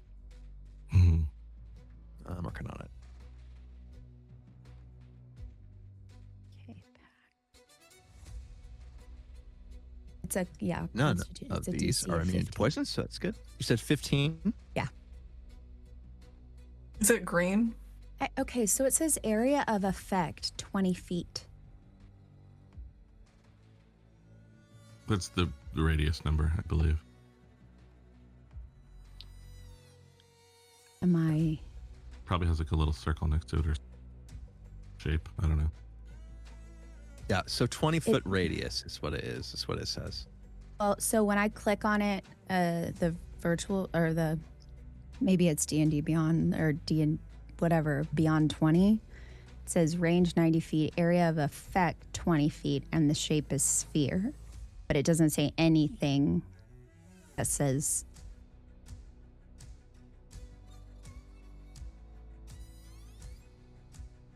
What's the question? I'm thinking I might not have one. I should know about spheres, man. Well, no, and it's in the text of the spell Yeah, itself. I saw that. Not in the,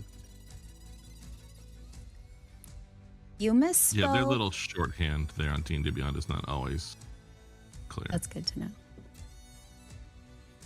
Okay. I'm going to have a bunch of questions once it's my turn anyways.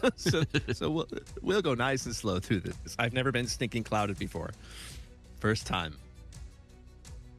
Let alone from holy oil. Yeah. It's a I know, beautiful really. stinking cloud, Oksana.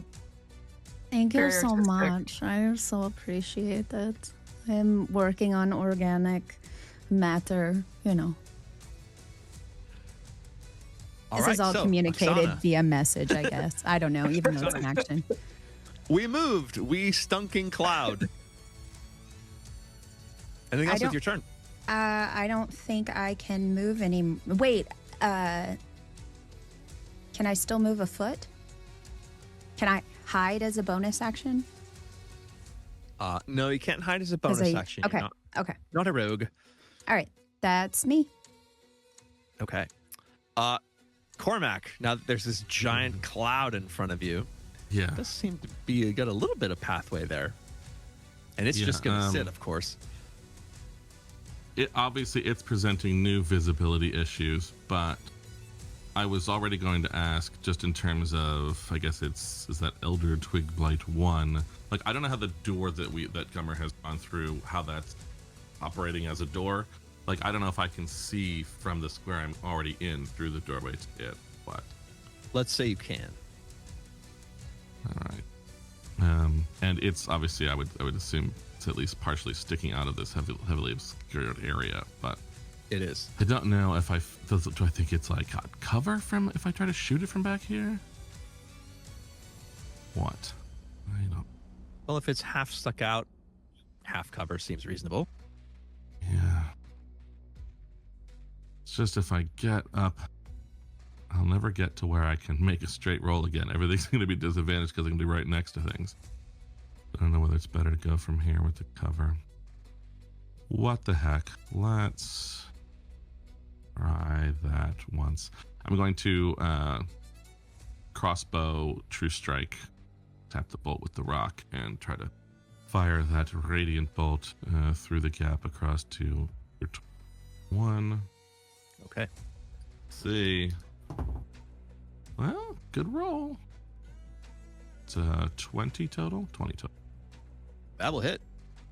All right. That is going to do some radiant damage. Very, very low dice. Rolls a 2 and a 1 plus 4 is 7 radiant damage, sadly. Could have been a lot better. But I will then, despite the yell that was made, Cormac looks at his slightly long legs and still thinks he doesn't want to be spending the next 3 turns running through the basement, and we'll just kind of come and tuck her. let Silith decide if she wants the space or not. Which I think Elder Twig Blight has already made a. Cormac, did you go for even if it Twig hasn't, Blight? it's super busy. Sorry, I apologize. Go ahead. Sorry, Silith. Did you go through Twig Blight 1? Is that who you hit? Yes. Okay. All right. Thank you. Mm-hmm. And I think that's about all I've got. Nothing too useful to do with my illusion. When I can't see most of the room.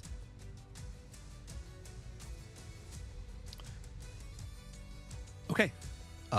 End of turn? Yes, indeed. All right. So Elder Twig Blight 1 made its con save. So that means it is not poisoned. Damn. So if it comes out, then it's just normal and okay. Like if it comes to here, everything is normal. Yeah. That's right. Okay. So it will do so then with a radiating arrow sticking out of what passes as a Twig Blight's ass. It is going to use its action to try and grapple you, Cormac. Exciting. Aw. That's an 11. Nope. 11. It reaches out and you manage to, wriggle away from this awful, thorny, nasty. It's going to stay right there. That's its turn. Swarm of Twig Blights, the same type of thing. It's going to come this way, realize what shot at it. 5, 10, 15. And it's going to go right back. 25. And it'll just stay there, knowing that the arena is off limits. Silith, your turn. Yeah, I want to cast Toll the Dead at that Bing Bong Elder Twig Blight 1. That's a 7. Lovely. And this particular Twig Blight has taken damage, right? It has. So I am going to roll 2 d12s instead of 2 d8s Nice. for 17 points of damage. Woo! Oh, Ring this she was- thing's bell. Ding-a-ling, ding-dong, bing-bong. I'm kind of between a rock and a hard place here. Yes, exactly. For what it's worth, she sends her free action of, I was going to say positive thoughts to Cormac, but I don't know if Silith has positive thoughts yet. So that's the end of my turn. Indifferent thoughts. Indifferent thoughts, neutral thoughts. So now, the Druid Assailant is poisoned, so he cannot take an action or a bonus action. He can move and get out, but that will be his whole turn. We will put him at half movement. That seems fair. 10, 20. I don't like that look. No, it's good for you. There's a needle blight right in the way. Not an elder, just a regular needle blight. I want the younger. I'm gonna Needle say Blight. Yeah, that a young buck. if I'm heavily obscured, I can make an attack at disadvantage. Right? I don't have an action. Oh, Or a bonus action. So. all right. Well, he's going to be stuck there then because he can't get out. He runs and there's a cactus here and oh god, this is awful. And that's his whole turn. What a bummer for him. This vine will unpeel here and not much it can do either. 30. Realizes it's arena and in its vine way goes. And that's its turn. Needly swing at Cormac. That's an 11. Nope. Whoosh. Blocking it with the crossbow. Needle Blight 3 was in the stinking cloud. That is a failure. So it will stumble out. Doesn't know where the hell to go. I guess maybe we'll go this way. 5, 10, 15, 20, 30 to right there. That's its turn. Another Vine Blight. These and crackers. 5, 10, 15. Crap, it's arena. That arena. It's becoming a fucking forest in this It's room. finally Sylvia's turn. She's going Sylvia. to there is a room that you cannot see, and she's going to duck into that room. That will be her entire turn. She ducks into this other room. That puts us at the top. Irina's going to go ahead and just step right in here and make a stab on the Vine Blight with her rapier. Yeah, Rena, deforestation, let's go. That's a 4. Irina, feeling a little false sense of confidence, kind of tries to do a little bit of an Errol Flynn, and the vine just sort of like squirms away. And Irina, damn it. And she realizes, I don't even need to use my bonus action to disengage. I'm just going to stay right here. And she does. Elder Twig Blight 2. God, it's just awful. What a thinking cloud's really good. You were the one that had me take it. Help me Dude, decide. I am a man of the people. Elder, Yes. Twig Blight 2 and 1 have beef. It's gonna try to get out, but it can't because it runs into its friend, and it can't. Rivalry. Actually, wait. I actually think I can't. It doesn't even matter. I'm still in the thing. I would still do it anyway. So let's see. 5, 10, 15, 20, 25. But I'm still in the thing, so I still can't do anything. All right, Gummer, your turn. Okay, this is. Come on, gum Can drops. he Let's even- do it. Even tell where his moonbeam is. Oh, Sorry. No, it's okay. I want to make sure that I understand. He's got the goggles. It emits dim light, and he has a magical connection to it since he's concentrating on it. He's got the That goggles. would be my argument. you know where it is. Here's what I think, and I think you could move it so far it may not matter. I would say you can only move it half the amount of you could normally move it, because you'd have to see it, but then you'd have to be like, okay, where exactly am I putting it? So however many feet that is, it's a stinking cloud is rough terrain for a moonbeam. Call it that. Okay. You do have a magical connection, but there ought to be some sort of something. I mean, I am a proponent of the glasses, the goggle glasses being a visual opportunity. Just put it out there. Okay. He, being restrained, does not want that. So he is going to use his bonus action to cast Misty Step. Yay. Can he get to like the top of the stairs? Yeah. Okay. He will go right there, and then he will move it 10 feet this direction. So I need con saves from Swarm and Vine Blight 1, and then Swarm 2. Vine Blight fails. Swarm Blight fails. 2 fails. That is 19. So that was 10 feet of movement. He can move it 60 feet, so he can move it 30 feet on this turn. So he'll move it over here. And so I need another con save from the druid. Vine Blight 1, you zapped. The Swarm, you zapped as well, but it is still swarming. The druid, assailant, fails. Okay. That's 19 to him as well. I definitely I read. think it's the full amount that I can move it. That's his turn. Swarm of Ravens will cough in the cage. That's their turn. Vine Blight 1 will just climb out. 10, 20, 30. That is not going towards Gummer. That's going to go underneath. So it's not anywhere near Gummer. No action because it was poisoned. Swarm of Twig Blights 2 was not poisoned, so it can actually do something. 10, 20, 30. It's in the same as the Needle Blight. Do its little thingy at Cormac. Cormac, that's a 16 to hit. Yeah, that's gonna hit. That is 11 points of piercing damage as this entire swarm of twigs just stabs you all over. It's awful. It's big enough that I'll use a Stone's Endurance to see what I'll remove 8 of that, so 3. Nice. That's its turn. Oksana from inside a vat of wine that is not full. Right. She is going to climb her 3 feet. She will pop up kind of like a whack-a-mole and attempt to Eldritch Blast the druid assailant. 12 to hit. 12 misses. I'd like to try the other. Okay, so it'll be 19 19 hits. for 8 force damage. She'll whack-a-mole up, and her feet, like imagine her feet are like sideways, like you know when you're trying to take your cat or dog out of the carrier and then they put their legs out. And so she's just like, she's popped up and then her legs go, and then she takes the bowl and is so pissed, even though she's having different thoughts about Cormac than positive, but she did see him take a damage. So she sparks this crackly blue and rocky goily thing and shoots it at the druid assailant. And just for flavor, I just would like to decide that her legs are long enough to be like kind of doing the splits, that it would be like going, 10 feet? Her legs are kind of 10 feet. Just imagine that one.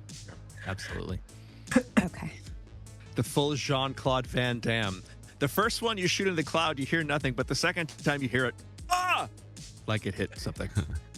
Okay, and then she will just like she popped up, then she will pop back down. And that's my turn. All right, Cormac. Ugh. Surrounded by twigs. I just do not have the right stuff for this either, and from being lost in the mists, I don't have the right spells prepared for this. I think I just have to mind sliver the one to my north. Is it the Elder one? I think so. All right. Intelligent. I wish I could. It's another natural 20 for a 17. I just feel like I just wish you could see it. Just I know this is not how probability works, but I'm gonna feel good soaking up your net 20s that don't actually hurt anybody. That's there. It is. There you have it. Right there. There you have it. But yeah, I think that's about all I can do. Yep. End of turn. Hi, said Elder Twig Blight, feeling very intelligent. It's gonna try to grapple you again. Sure. And this time, that's your natural 20. You, my friend, are grappled. Sure. That is its whole action this time. So as you try to shoot, this thing just jumps and literally just grabs onto you like that. It's pokey, sticky, but no damage yet. Loves That's you. its turn. We're going to say that the swarm saw Oksana, and it's going to begin the slow process of climbing up there. So that's 10, 20 gets it to 10 feet up, 10, 20 gets it to it, and then 10 on its way up. You see behind, as you're doing the splits, you hear this little scuttling of this thing that will be up right next to you the next turn. Well, I am down 3 feet, just so you know. You know what? Just to be creepy, it's going to use this action to dash, and they're going to swarm all over you. Wait, what? So I used my action to dash. No, I know, but you change your mind? What? Did you take your hand off the rook? No, technically my hand is still on the thing. Yeah, technically it's still on the thing. Yeah. I didn't hit the clock yet, so I'm good. So yes, as 1,000 stick bugs creepy crawly all up you while you are doing the splits. Silith, your turn. Let's ring some more death bells. So she is going to ready to cast Toll the Dead again on Elder Twig Blight. 1. It gets a 4. Yeah. Lovely. All right. 9 points. I knew I liked her. 9 points. 9 points. Bang the same spot. It squishes its head in a little bit, but it seems to be pretty hardy. Peas and crackers. That was on to 2 12s. Too. There is some sap coming out of it. It's however bloodied a twig would be. Got it. But pretty tough. I think that's about all I can do. I don't want it to chase me down the stairwell, so I guess I'll use my 5 feet of movement. Really just stare at this stupid Elder Twig and wonder why he has not died yet. That's the end of my turn. So Druid Assailant's turn. As it's his turn, I'm going to give him another con save to see if he can have an action once he gets himself out of there. That is an 18. He will pass. 10 to get out. Can't see that way. Only person he could see would be Oksana doing splits across the top of the thing. I've already gotten down. It took 6 seconds, bruh. Explain that to me again, bruh. I whack-a-moled, bruh. I went, did my little foom, and then I went back down. Still doing the splits? No, I went back down. Obviously, I can't hide, but... Well... It may be narratively that affects Blight 1 and Druid. Just gonna say. So it cannot see you. It did feel itself get Eldritch blasted in the chest, but it's still going to be to your benefit. 5, 10. It's going to use the rest of its movement. So 12 feet. Oh yeah, it can get himself onto the top with all its movement, and it's now looking down at you. Let me make sure that's right. 5, 10, climb 10, 20, 30. So let's see. You. Okay, that's going to be fun. Okay, here we go. Oksana, I need you to make a Constitution saving throw. 22. That is a success. So this druid's going to climb up, look down at you. He's got the red on him, and he's going to cast Thunder Wave. Boom! And you're able to hang on. And so you take half damage, which is 25. So half damage is 12. You take 12 points. Does that mean we need to be concerned that other things are coming to us? Yes. So theoretically, it's okay. So what's going to happen, though, and you're actually lucky to be down low. You said 12? Yes, 12. He's going to explode this whole thing. So the wood of this is just going to splinter as it splinters out. So you, low enough, are going to land in the wine that is there, which will then splay all out. He is actually going to fall backwards and have to take a little fall damage. Didn't think that all the way through. Can I land like a cat? 5. Do you think that a cat could land? If a cat were in a thing of wine and the thing of wine went like that on the side, do you think a cat could land like a cat? I don't know. Joe, what do you think? You have cats. Kind of slide. Yeah, you let me know. I have the kind of cats who can't land like that if they step off the couch. I have a cat who turns himself around to the window and knocks himself off the sill with his own ass. Okay, I'm gonna embody Joe's cat then, unless anybody else has cats. So despite the fact that this guy did this himself, he hurt himself, and he is looking actually kind of rough as he thunder lands. Like, oh God, and he's prone. So let me just, though, if I may, concentration check for Stinking Cloud. Thank you. Thank you. I appreciate that. These things are helpful. I was gonna say, if the only damage that Arena takes is from the vat of wine, like knocking her into a wall. Oh my God. F15. You're good. So we're going to say that all the wine went in that direction. So we're going to say that Irina is too big to have to worry about getting hurt by wine. So we will say simply that that is now rough terrain, as we are super sticky. Go ahead and make an acrobatics check. Me? Oksana. Yeah, you. 15. 15. Can I guide myself? As this thing, you don't need to. You can if you want. Okay. As this thing pitches you, like, you actually ride the wave of wine and kind of do a reverse somersault to land on your feet. You're so clever. Unlike my dude, who did not land on his feet. It did make a great big noise, though. No.